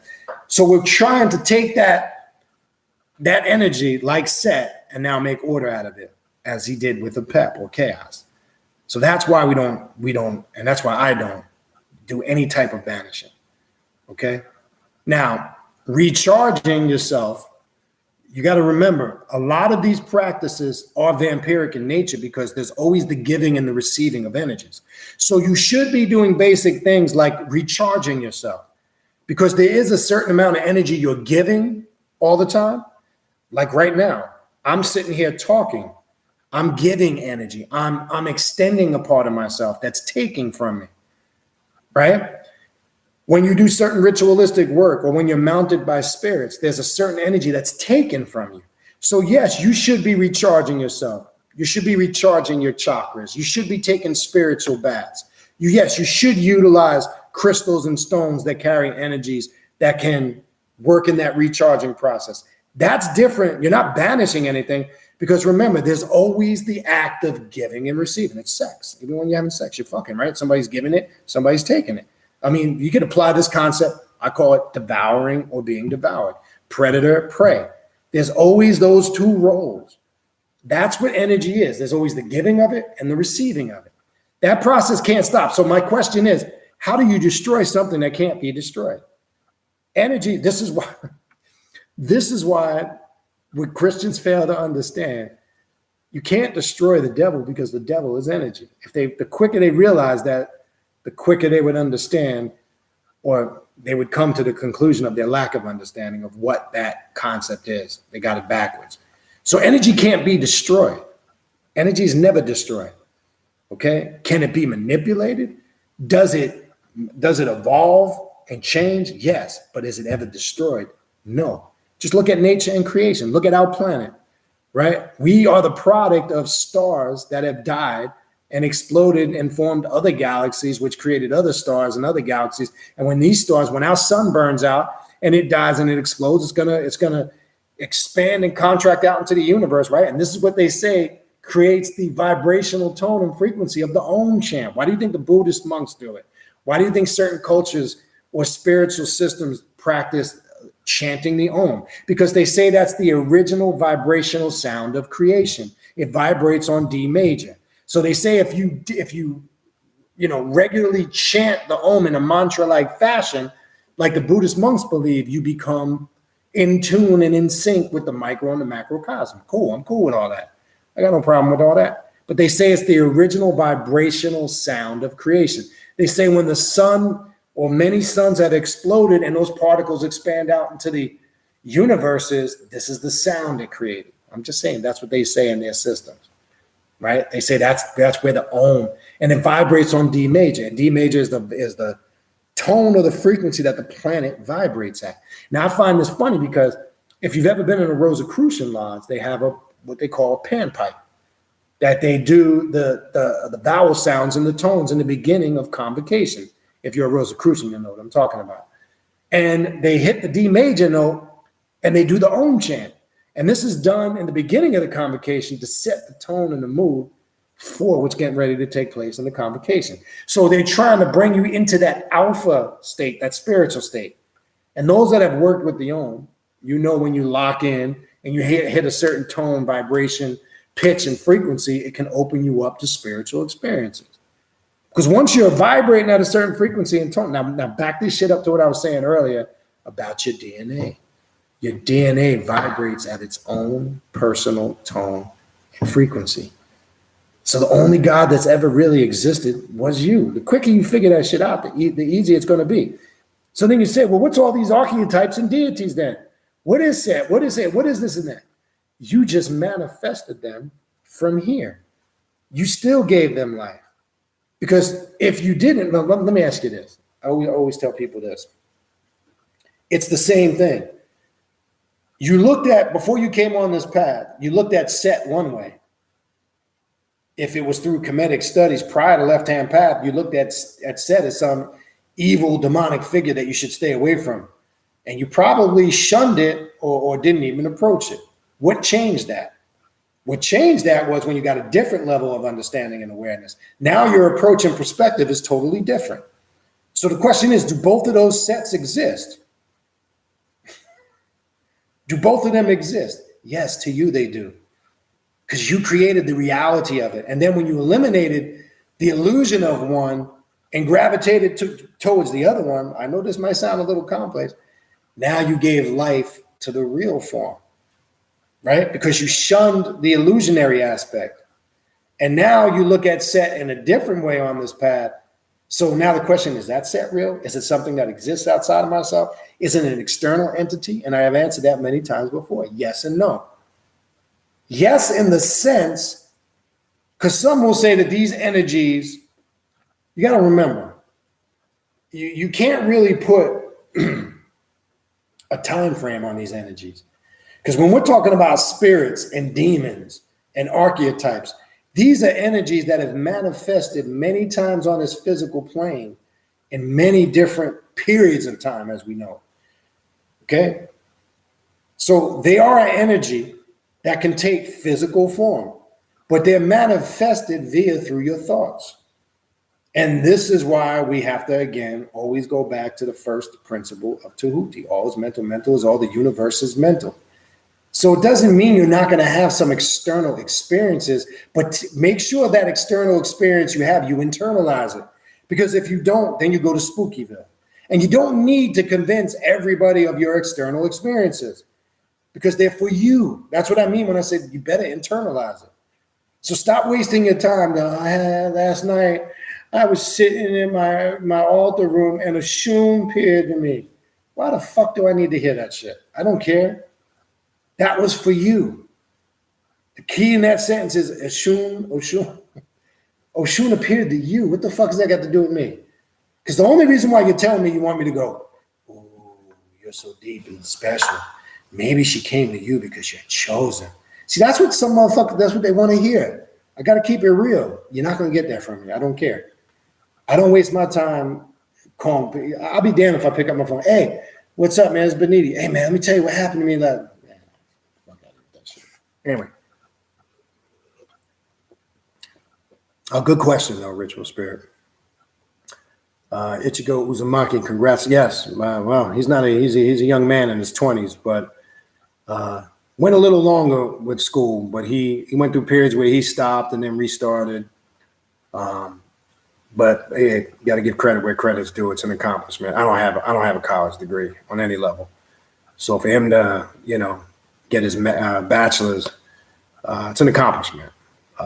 So hopefully it leads to bigger and better things. I'm proud of him. All right, what else we got?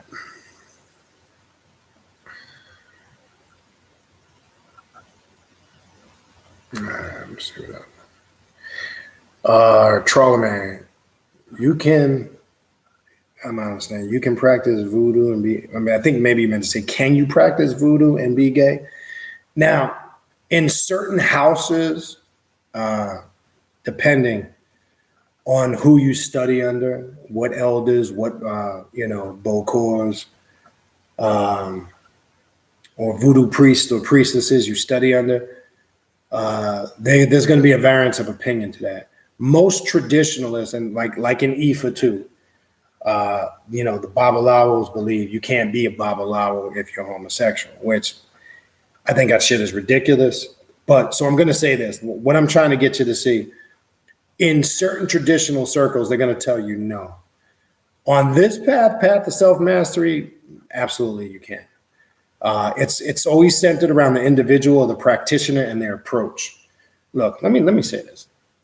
Let's look at this two ways. All right. Let's start with religious people, and then we'll go real quick to somebody, let's say, in the voodoo culture.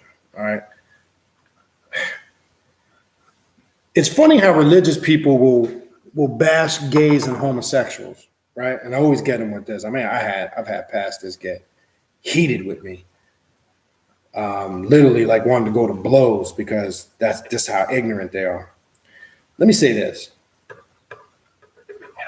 Most people that have issues with homosexuals are homophobic in the sense that they more than likely are wrestling with their own homosexual tendencies. Okay, that's just fact. So always be alert of somebody that's a homosexual basher. That's because they're fighting with their own personal insecurities. That's number one. Number two, I've always said to a religious person, if they, condemn homosexuality and it's such an abomination and it's such an evil, I ask them this question all the time. You believe God created everything, right? Yeah. God created everything in the universe. Yeah. He's omnipotent and omniscient, omnipresent. Yeah. So he has control over. Yeah. So they believe this nonsense, like some fairy tale myth. Okay, cool. Get them to admit to that, and I'm gonna take it to the root of your question, and then simply ask them, if you believe that God is in control of everything and everybody, why did He allow gays or homosexuals to exist? Oh. That's the devil. That's evil. Well, who created the devil according to your religious theology? Your biblical God. So he's still responsible. Okay? And then their Bible says what? All of us are created what? In the image and the likeness of God. So is God homosexual or gay? Because if there are people that are labeled that based on their sexual preference and behavior, and the Bible says we're all created in the image and the likeness of God, well, there must be, I know it's going to piss a lot of people off, but there must be some part of God that's homosexual in that. See, they don't like that shit. So now let's take it to the voodoo shit, okay? Most traditionalists are not going to be accepting of it, okay? But I say, fuck them, who cares? So if you're trying to go a traditional route, and I'm not sure if you're asking that question because you are gay or you're just randomly asking it, if you're going to go the traditional route, you're going to run into some obstacles. I can tell you this from experience. If you're going to do it from the self-mastery route, then you're not going to have any problem at all because that's irrelevant. So hopefully that helps you. So again, not sure if you asked that question for yourself or it was just a general question. So hopefully that helps you. All right. What else we got? Ichigo, yeah, Santa, Satan, perfect. That's why I love Santa. Let me look, man. I don't know if you guys can see it. I got my big Santa Claus over there. I got my Santa Claus. Oh, this is one of my favorite ones. Let me show you this one here. I love this shit.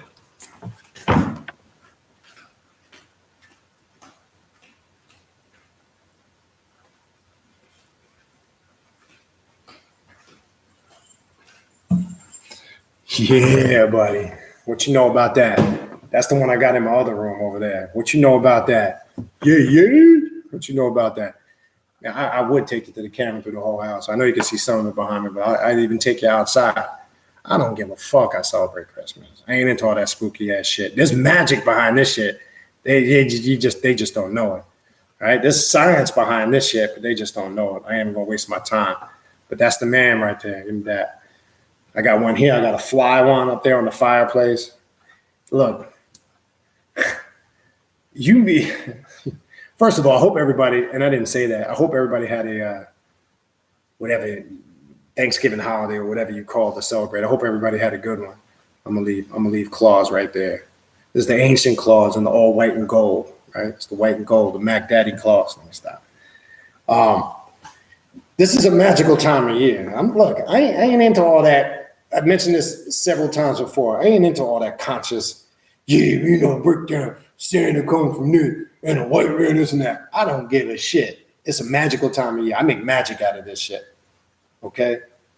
And you could look at it two ways of indoctrinating children, or you can look at it as a magical aspect to connect with children. See, you just don't see the magic in Christmas. I do. I don't give a fuck. I celebrate it. I celebrate all the holidays. I ain't into none of that bullshit. Okay, see, that's part of indoctrination. The guilt. And like I said before, all these motherfuckers that talk about, they're probably the first ones sitting down at the Thanksgiving dinner table this past Thursday. And guess what? I'll be doing it again with my man Kris Kringle here. Kris Kringle. It's my man. That's one of my mans right there. So, look, I don't give a fuck. So I'm going to leave Claus here for the rest of the video, just so he could just chill. Macking in his white and gold. But anyway, yeah. So shout out to Santa, aka Satan. See, I told you there's magic in the shit. You just got to see it.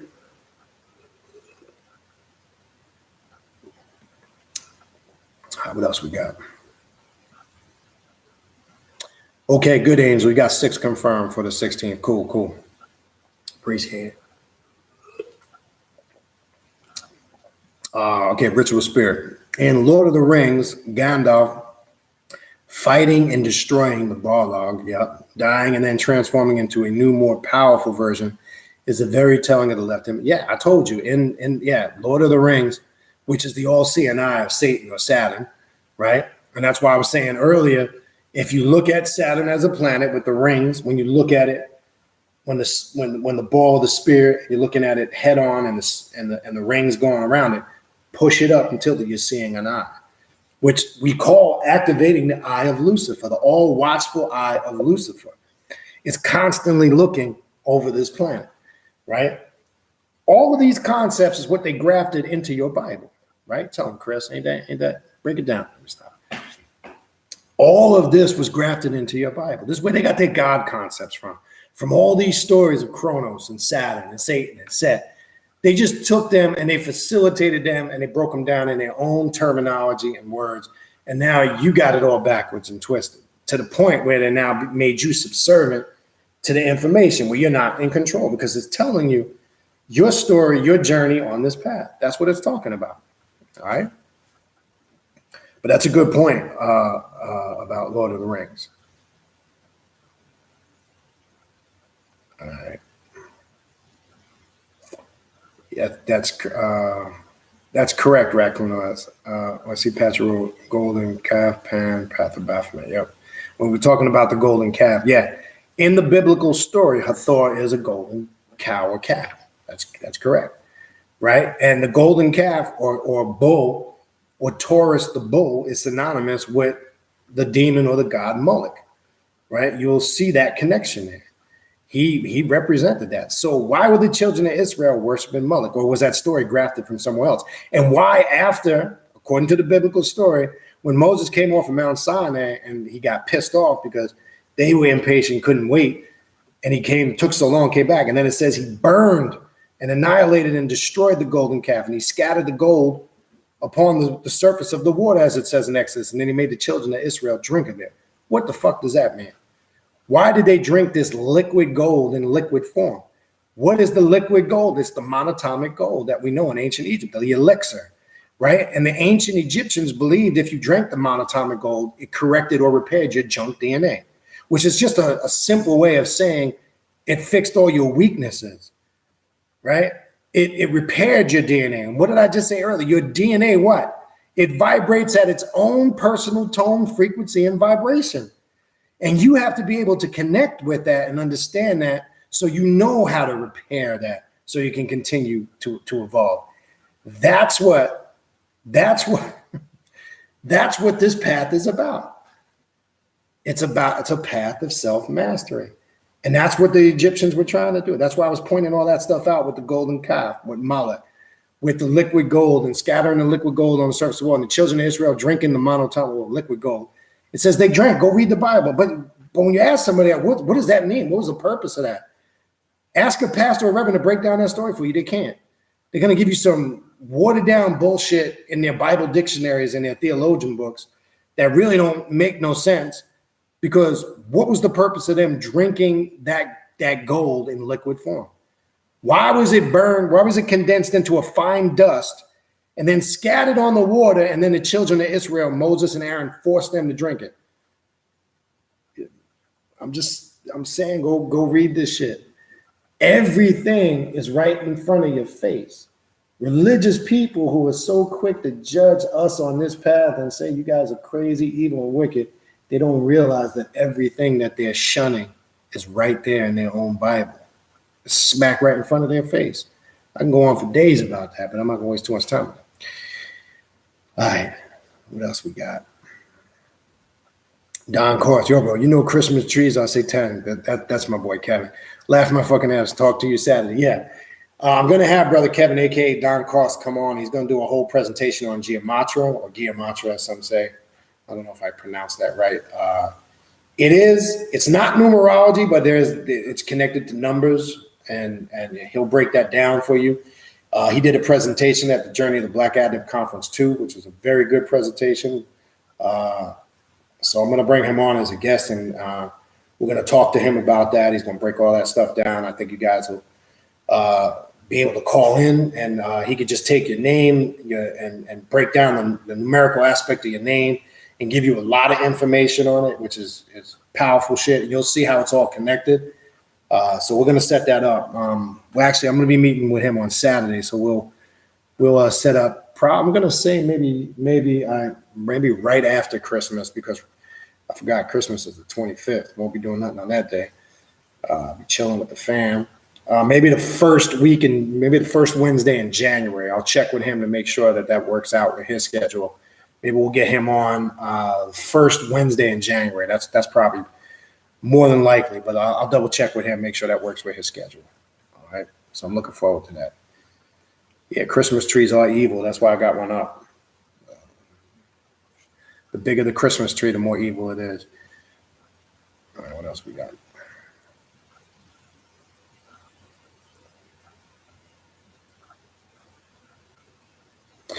It's a good point by Keona. It says, conflict will always exist, and it will. This is why, look, there's no such thing that everybody is going to be holding hands, singing Kumbaya, and living in peace and harmony. We're tribal by nature and blood, okay? This is why you can get in a room with a group of people, and you might meet these people for the first time, but you're tapping into a vibe where some people you get a good vibe from, and you just tend to mesh with them, and then there's some you just can't stand for whatever reason. You just something in your blood. That's because there's tribal blood brewing amongst those in that room, and we have to come to understand what does that tap into again? Understanding the frequency and vibration of your DNA. When we have this understanding, we know why shit sometimes goes haywire. We know why things sometimes fail and crumble. We know when we get in group settings sometimes and try to do a project that it goes to shit for certain reasons because of these things. But when you make the right connection, the right link, and the vibration is right, that's when work gets done, progress gets done. So there's a reason for all that. So yeah, we got to leave all those titles alone, just like you're saying. One bad mounts the other one bad. Look, all it's about at the end of the day is getting results. All I can say is this: to eliminate all that nonsense, back and forth, shit talking.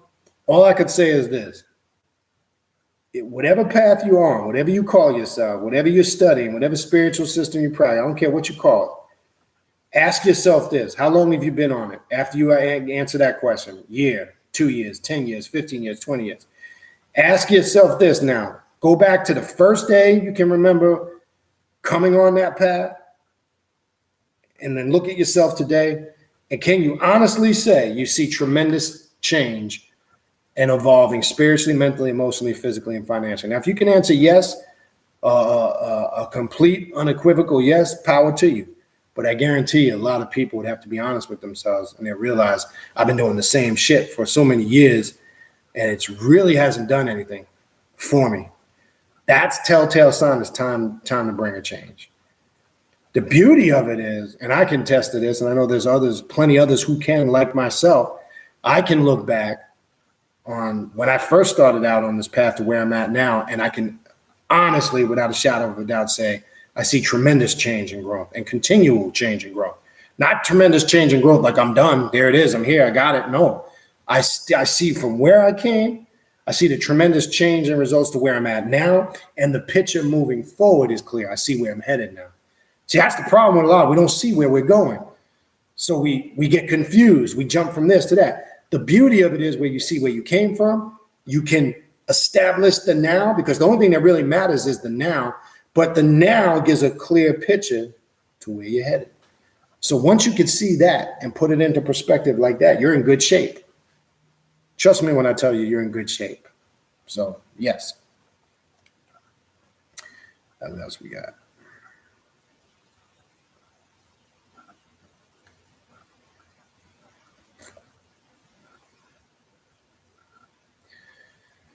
All right, here's good. Something good by Ritual Spirit. Black cube represents Saturn, and that is what the Muslims walk around in Mecca. Yeah, they call it the Kaaba, right?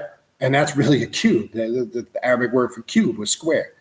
Right? They make it's funny because a lot of rituals on this path and in the Masonic Lodge, circumambulations, where you go around, you make circumferences around the Kaaba when they do it, right? And they believe this is kind of stupid. They believe the black stone in the Kaaba, which they all go to the Kaaba and they kiss it, and they believe some stupid ass shit that it turned black from all people's sins that kissed it, which is comical to me. And they believe it was a meteorite. Look, I mean, go research this shit for yourself. I can't even make this shit up. But yeah, and they believe that meteorite, you know, like you say, you connected it to the Saturn energy. Where did they get that concept from? You know, this Kaaba, this sacred cube or square that's draped in a black curtain, by the way. Keep that in mind. A black veil. And I see you put a picture of it in there. You see the little animated picture that you put in there. So yeah, again, they're telling you. They'll teach that, you know, concept of a meteorite. It's just comical. What else? Joshua Whitworth, I am God. That's good. Good. That's a good one by Nina. I walk around rocks in my house for free. True indeed. True indeed. Hey, and it's funny because the Saudis in Saudi Arabia, they've made that. Oh man, they've made that a cash cow. You ever seen the price to make Hajj or pilgrimage? I'm telling you, in my early years, I was a full-fledged Muslim in the 80s, mid to late 80s, and going into very early 91-ish is probably where I left that alone. I'm telling you, I was hardcore devout Muslim. I didn't make the 5 prayers a day. I made the 7 prayers a day. I made the 5 obligatory prayers that the Quran dictates. I'm telling you. See, what you guys got to realize, when I'm talking about a lot of shit I'm talking about the shit from experience, not shit I read. I was making the Sunnah prayers, the late night prayer and the morning prayer in between, the morning and afternoon prayer. What kind of fuckery is that? You catch me back in the day on the subway and the bus in New York, always have my thicker beads in my hand. I'm thickering 99 names of Allah everywhere I go. I'm telling you, boy, I was in them surahs, still could speak Arabic, still know my surahs in Arabic. I'll still use the Fatiha. The Fatiha is probably something I can never forget. I can rattle that off. But I use it in jinn magic now. There's a science behind that. So that still will be connected to me always on some level. So when I'm talking about Islam, I'm talking about it from experience. I mean, shit. I went the whole route. Jollibee every day. I was devoted to that shit for about 4 or 5 years. I'm gonna say about 4 or 5 years, 4.5, 5 years. Hardcore. Well, you couldn't tell me nothing. Soldier of Allah. Stop. Anyway.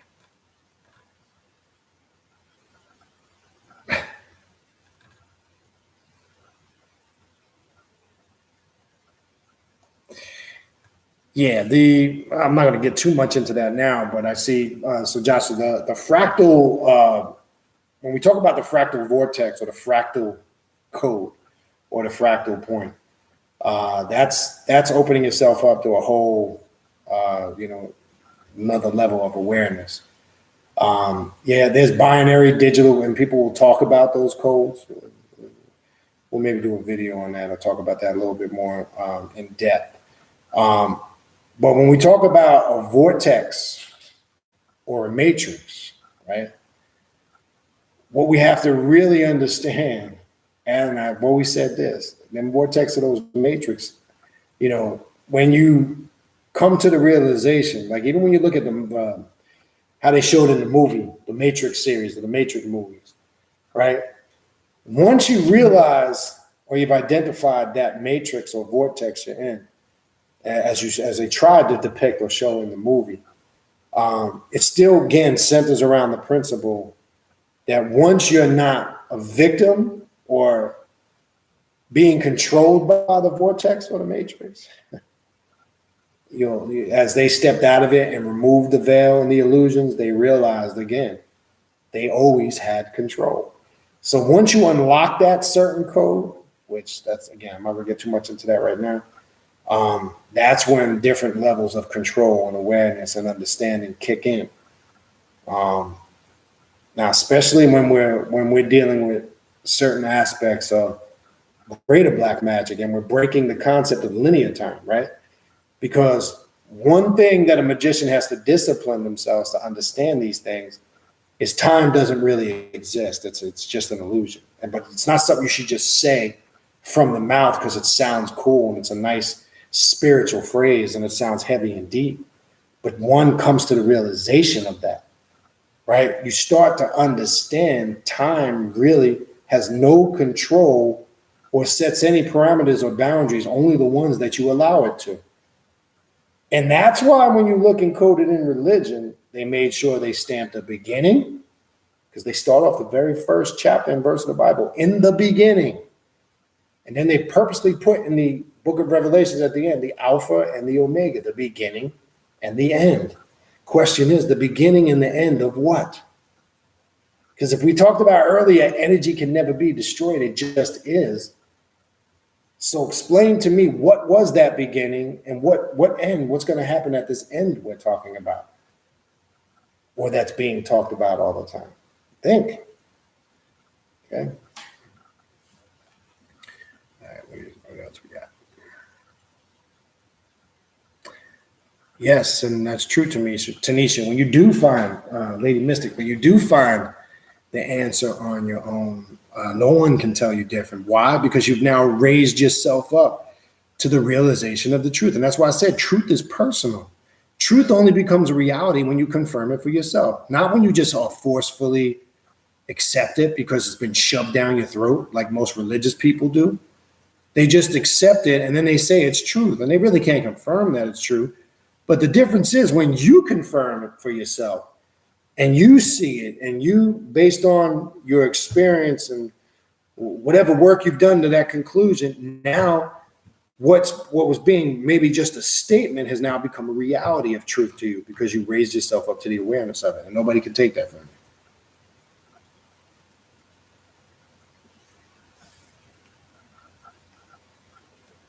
What else we got?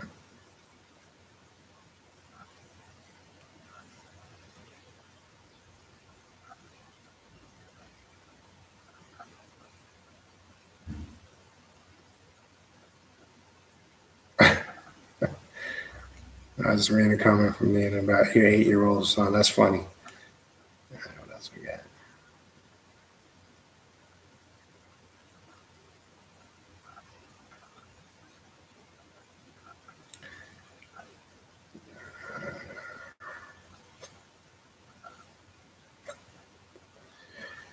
All right, just looking for questions for the sake of time. I'm going to skip some of the comments only because I don't really have time to go through everything.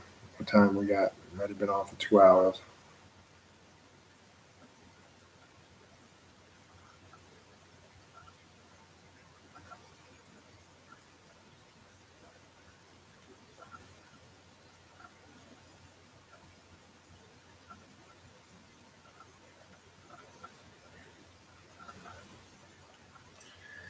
All right, so let's put this out here. I don't know if you guys saw this message. If anyone in LA looking for like-minded, left-handed folk, what's up?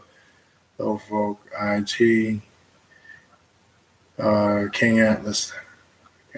Right, King Atlas. If anybody in here from that area, you might want to connect with Ali Cruz. And that's what some of you guys should do, because if you're comfortable with it, we do have people that from all different states. You guys should, if there are people that are in the same areas, you guys should always connect on some level.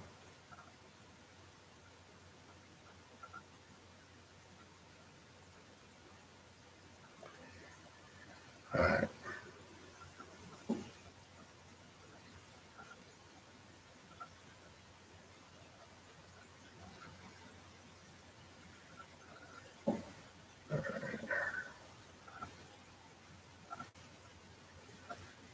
Okay, Atlas Alex says, working with Saturn energy, I've learned respect is the foundation. In my experience, seems like the same lessons until you learn it. Well, they say you keep revisiting something until you master it or learn your lesson. It's the only way you're going to be able to. Self-created.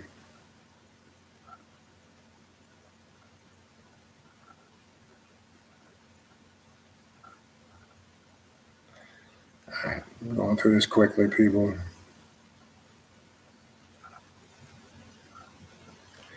Ah, shit, damn. Hold on. Thing jumped on me. Hold on. I hate when this shit does this. Damn. Hold on, people. I gotta find my spot. Fuck.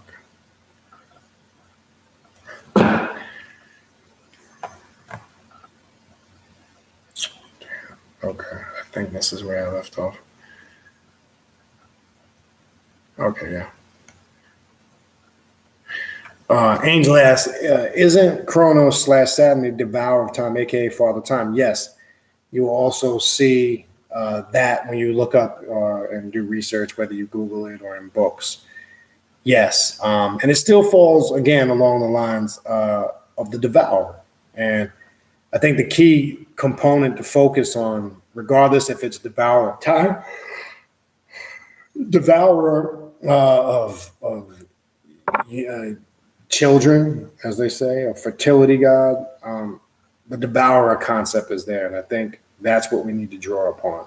What does that symbolically represent? Fuck with the people that get so caught up in the literal aspect of it because they're spooked out. The devouring concept is still there.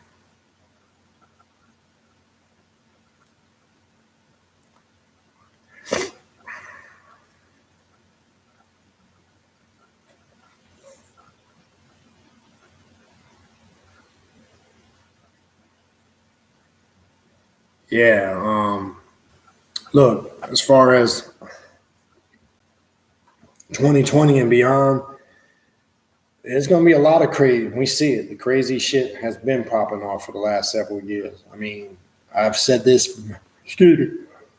I've said this for many years.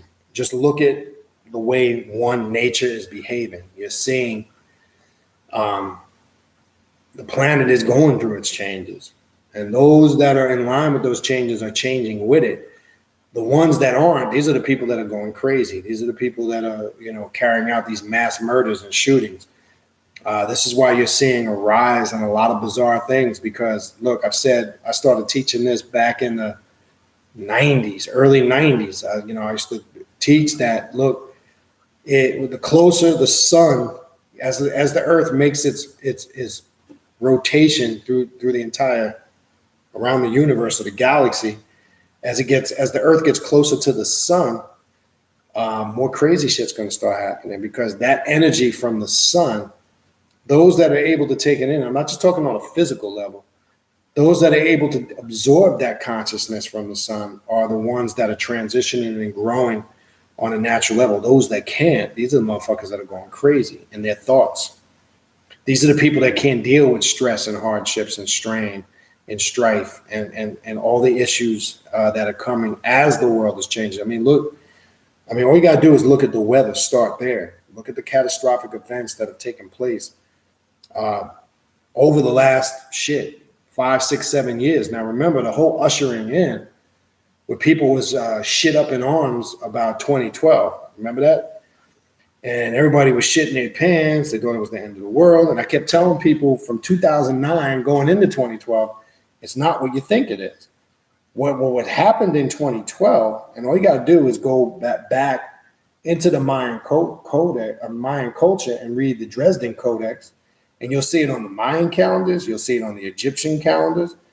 You'll see that this date was a pinpoint date that they had projected for a great shift in consciousness. And it talked about the end and all things, old ways coming to an end. It was talking about mentally and spiritually. There was a great shift in consciousness during that time, in that year, on that day, December 21st, which, by the way, is the solstice, 2012. There was a shift in mental and spiritual consciousness. Those that were working, they experienced something to some level, whether they were conscious of it or not. And those that ain't doing shit or ain't about shit, I guarantee it's been a progressive downhill for them since that point. But the planet goes through many shifts and changes. And we just happen to be alive as we're literally witnessing and going through these experiences. Whereas who we call our ancestors were reading about this shit or prophesizing about this shit thousands of years ago. You just now happen to be alive. You're here. You're seeing it. You're witnessing it, and you're experiencing it. Okay? So, yeah, this shit getting ready to come down the pipe. That's for sure.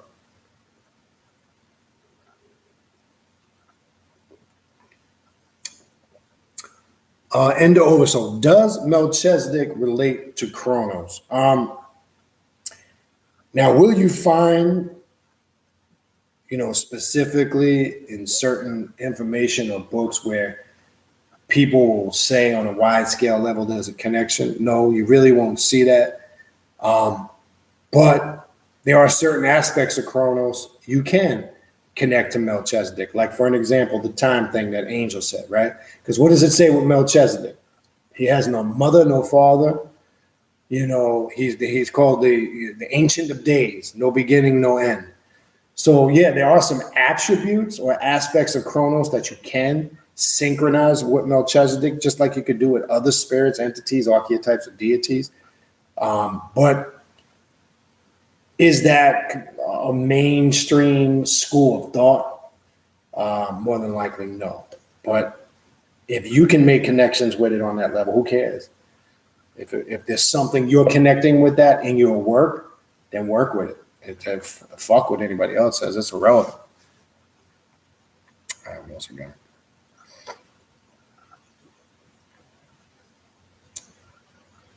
Blair Jones tree. Oh, thanks. Yeah.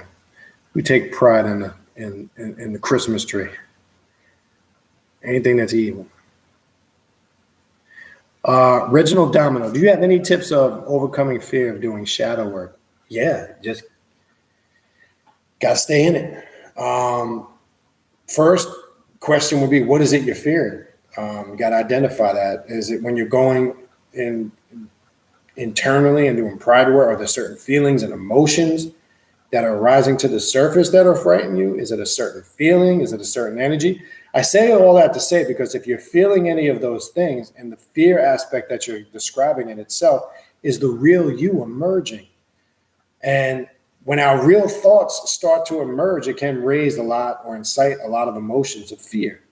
So what it is you're starting to connect, on some level, to tapping into the real you, which is your real emotions, your real thoughts. It takes time.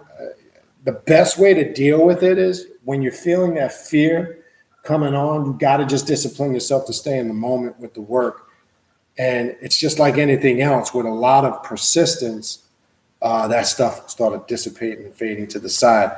Now, there's nothing really specific, word verbatim, that's going to make that go away. The main thing that's going to eliminate that is still stay at it. Still stay consistent with it. But you might want to start with the steps of identifying what thoughts or what about it, is creating or inciting fear. That's step one. And then go from there. All right, what else we got?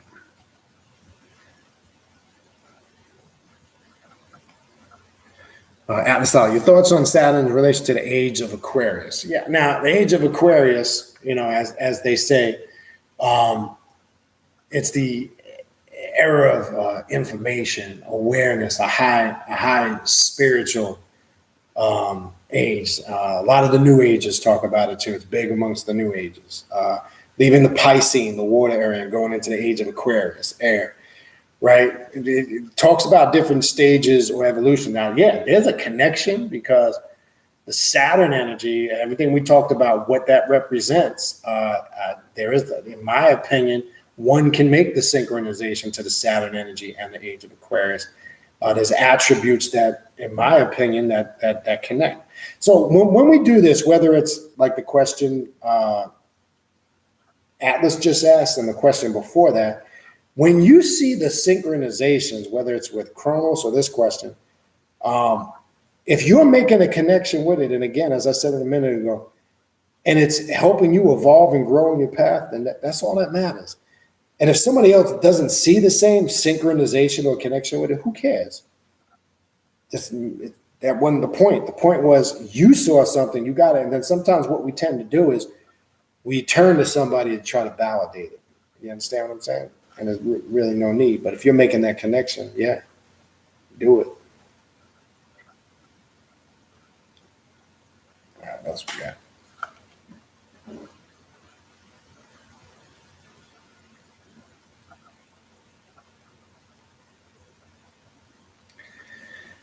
All right, so you're working with the demon Nefarious.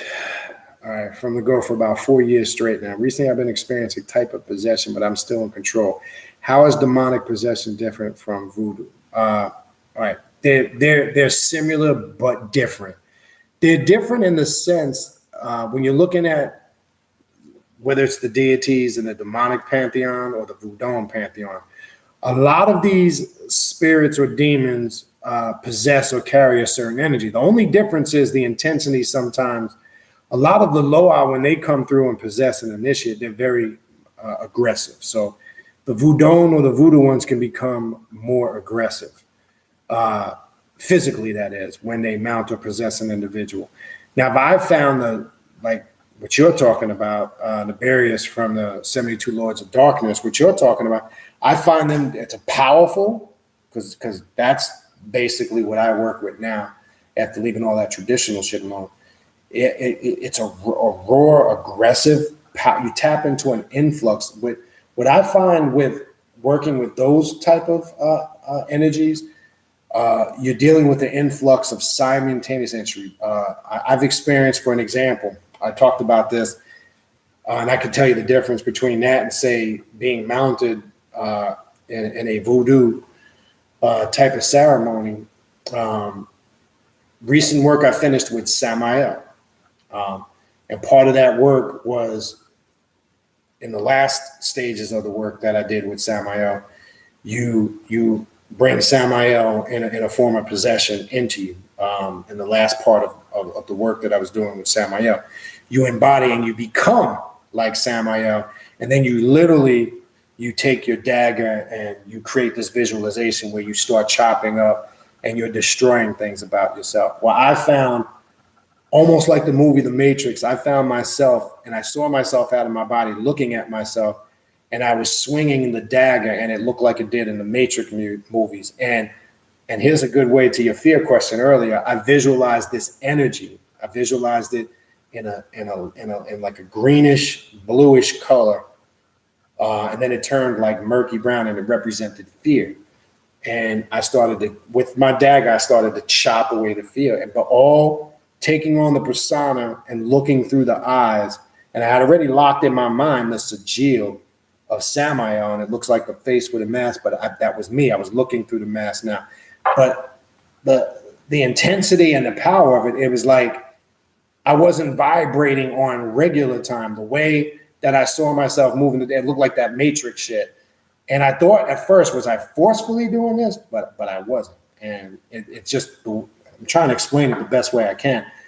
That type of possession, and I don't know what you're experiencing with nefarious, because I know I don't want to get too much into personal experiences because it's just that personal.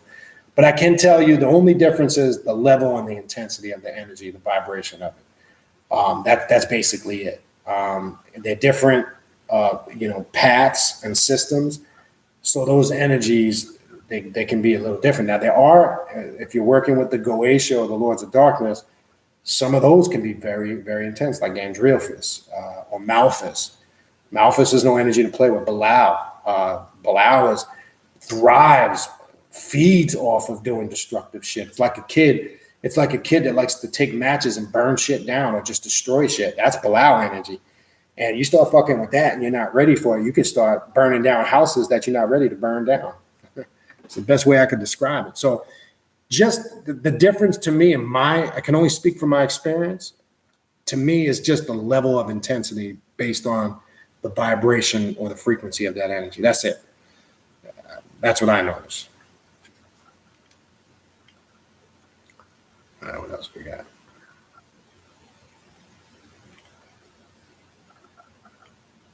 All right, cool, Angel. I see you're here. Cool. Janice, I don't know if you're still here. Good to see you here. I got to give you a buzz tomorrow. So look out for that. I don't know if you're still in here, but I'm going to give you a buzz. All right, what else we got?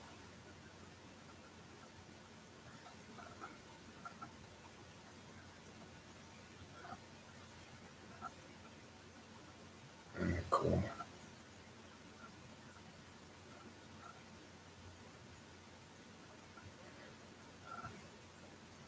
That's true, William. There's this type of primal atavistic reaction while this is going on, grunting, snarling, and wailing, but I know this is in voodoo possession.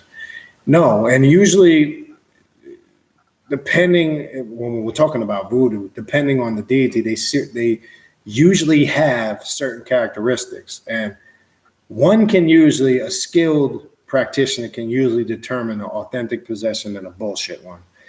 There are a lot of bullshit ones, but there are ways. Like, for an example, if, say, somebody is faking a Mama Brigitte possession, you might have, and people might have read or heard, to determine if that person is having an authentic experience, they might take hot cayenne pepper and rub it on that person's genitals. I know that sounds crazy, because the reason why they do that is because when you're mounted and you're embodying the spirit, you don't feel any of that external stuff. It has no effect. So you're right. Now, there are some spirits that do, it goes just beyond, I might say it goes beyond that grunting and snarling, that's the normal reaction.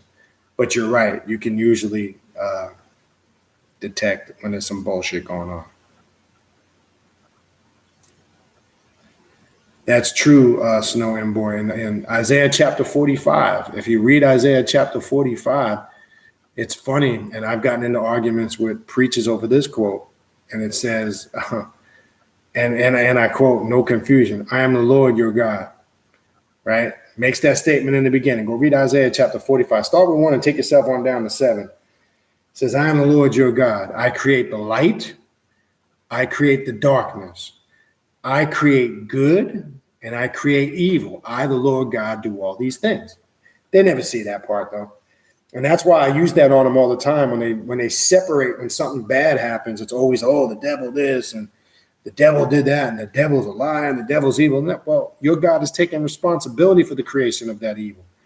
You can't have it both ways. On one hand, when something good goes your way, oh, he all of a sudden he's omnipotent and omniscient and omnipresent and he controls all things.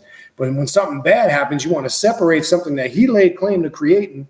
And by the way, according to your theological story, kicked out of the heavens. He had the power to kick him out of the heavens. But then you're telling me he has no power or control. Well, why is the devil allowed to do the things though? Because God tests. God, come on, stop. Stop with this testing stuff. It's fucking ridiculous. How old are we? 2? But yeah, they never want to talk about that. It's right there in their Bible. He takes the credit for the wickedness and the evil that exists on the planet. Makes it clear.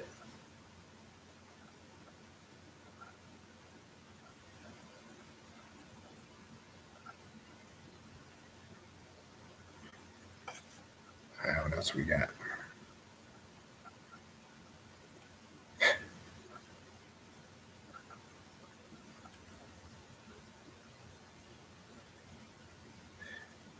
Itchy goes monkey. You fasted on Thanksgiving. Power to you, brother. I couldn't do it. I ate and had me some good grub.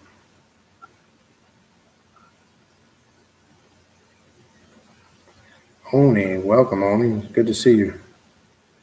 What else we have?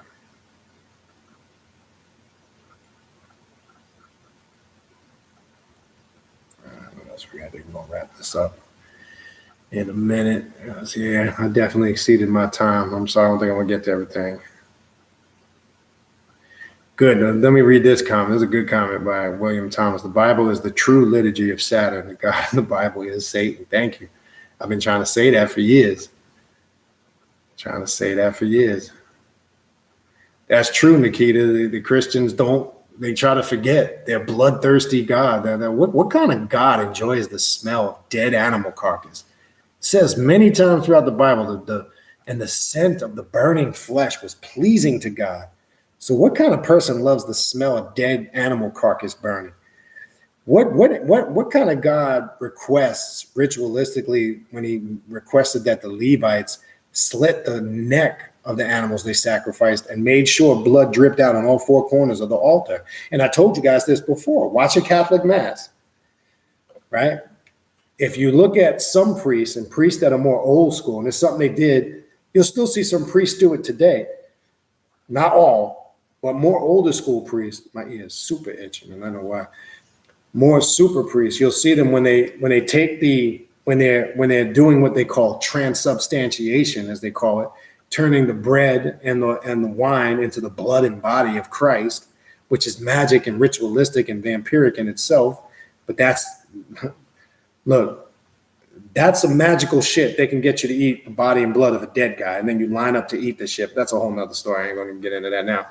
But if you watch, sometimes a real traditional priest, when he lifts up the host or the chalice, when he says, before he says, "Do this in remembrance of me," he'll take the chalice or the wafer or whatever they call it, the bread, and he'll tilt it to the 4 corners. He's in the center of the altar, and he'll take the chalice like that, go front, back. He'll do it real quick, side. You won't see a lot of priests do it, more traditional, and then he'll raise it up. Well, that's symbolic when the Levitical priests, because remember, they're making a sacrifice. In this case, the sacrifice, according to the New Testament, is their Jesus Christ concept, because he supposedly came and relieved them of the law. So the great sacrifice is, you get the point. But when he's doing the 4 corners, he's reenacting and connecting with that aspect in the Torah when they would drip blood to the 4 corners of the altar, the front of it, not the 4 points of the altar. the front, the back, and the two sides. Go read it. It's right in your Torah. Because remember, the priests, the Catholic Church, in their catechism of the Catholic Church, and I've read the whole catechism, all right? You should have a copy of the Catechism of the Catholic Church, because the Catechism of the Catholic Church is like the Sunnah books of the Muslims. They follow more of the Catechism than they do of the Bible, just like Muslims follow more of the Sunnah or the tradition books than they do the Quran. Trust me. And I'm telling you, I was born and raised Catholic. I went to Catholic school for 8 years, from kindergarten to 8th grade. I got kicked out in 8th grade. I'm not going to tell you what I got kicked out for. And then finished the last 4 years in public school. So I'm telling you this, I'm born and raised in that shit. I was an altar boy from like 3rd grade to 8th grade. You know what I'm saying? Came from that family. Now, my father, no. My mother, she was devoted, not fanatical, but she was devoted in a sense. She was active, and she kind of was the one that activated it or forced it. Well, she didn't really, I can't say she really forced it upon us. But that dissipated in the early teens, real early teens. But I could tell you that from experience. And I served in a lot of those rituals. I call them rituals now. Same thing with if you look at, they have another ritual they do. Most churches, if Catholic churches, they have usually a chapel where they have the exposition, they call it, of the Blessed Sacrament. Those that are Catholic might know what I'm talking about. And you'll see, you might even seen this on EWTN, you might even seen it on TV. They call it a monstrous. It's a golden monstrous that looks like a sun. And in the center of it, they have the communion wafer, and they say that represents Jesus, right? A lot of symbology behind that, but you get the point. There's a lot of hidden rituals behind that. Brother Tizen, man, you mad late, brother. I'm sorry, better late than never. All right, let me see what else, people. I don't think I'm gonna be able to get through everything tonight. I'm running short on time. I lost my spot again. God damn. Hold on. I don't know where I'm at. All right, here we go. I think I'm somewhere over here. There we go.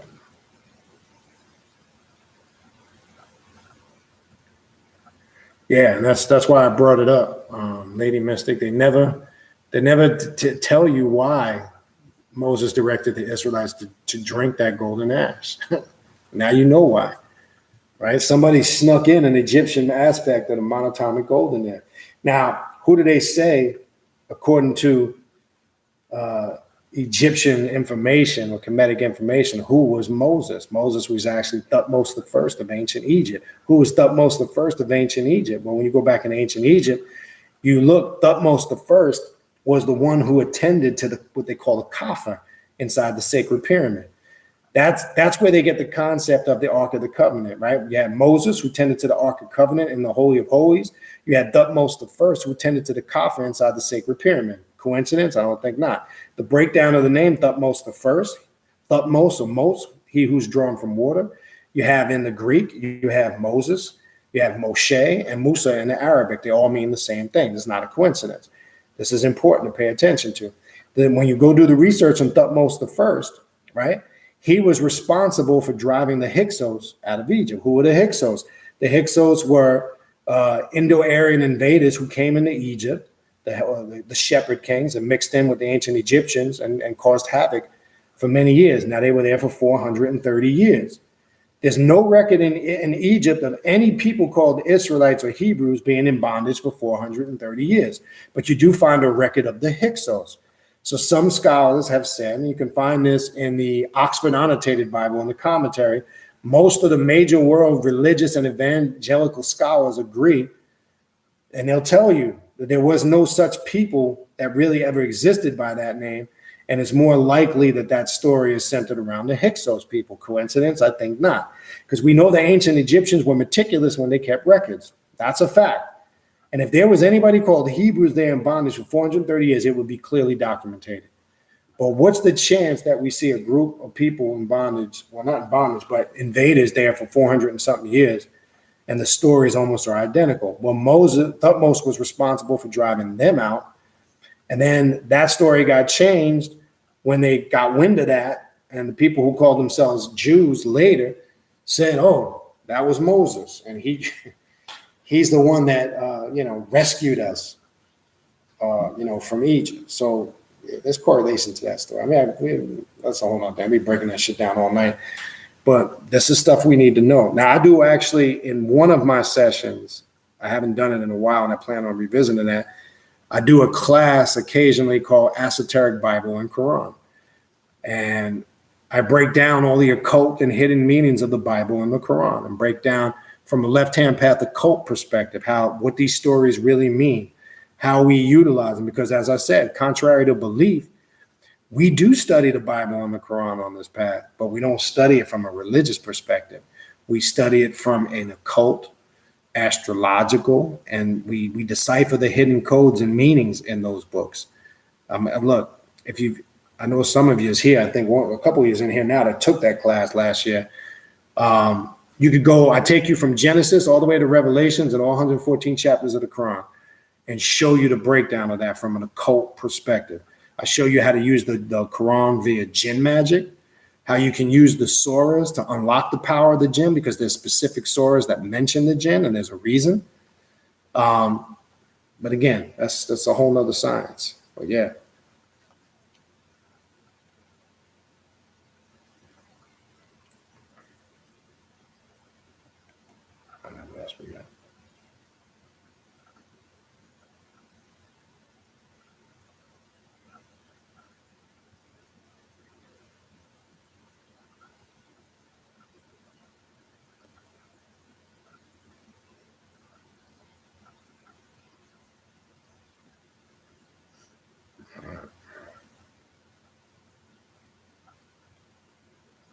Yeah, well, 2012 was an awakening period for a lot of people on a mental and a spiritual level.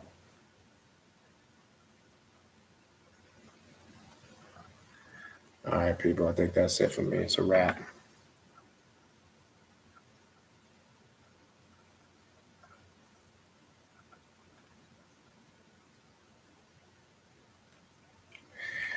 All right, people, that's a wrap. I tried to get to most of your questions. I just don't have the time.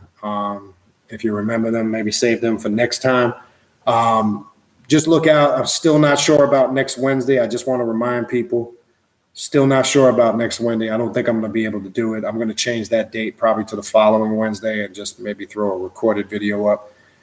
So I'll probably change that sometime tomorrow. This is just a busy month, a lot of shit going on. And then I'm going to bring brother Don Cost, a.k.a. Kevin, on. I'm going to have him on as a guest. He's going to break down that whole geomantra shit. That's going to blow your mind. Good shit. All right. If you need to contact me for any of the things, the ritual at the end of the month, a reading, a consultation, or the yearly forecast reading, or you want to purchase the chaos oil, check it out. If you haven't, you just need to smell it. Trust me. I guarantee you, once you buy it, smell it, you'll be hooked.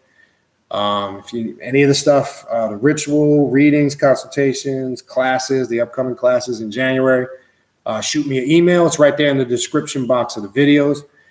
I've enjoyed this. Santa Claus is going to say his final goodbye, shake his bell. Enjoy the season, people. Fuck what people say. I couldn't care. I love Thanksgiving. I love Christmas. I love this time of year. It's always a great magical time of the year for me. Yeah, you might even catch me watching them cornball Hallmark movies. Them corny, I don't know, I get drawn into that shit. It's crazy. I watch that shit and it's just how cheesy it is. You get sucked in. But anyway, hopefully this will be a good, joyous family season for you. I think we might keep Santa Claus with us through the rest of the month. We'll see. We'll see what's up. All right. Anyway, appreciate everybody. And we'll see you guys next time. All right. Peace.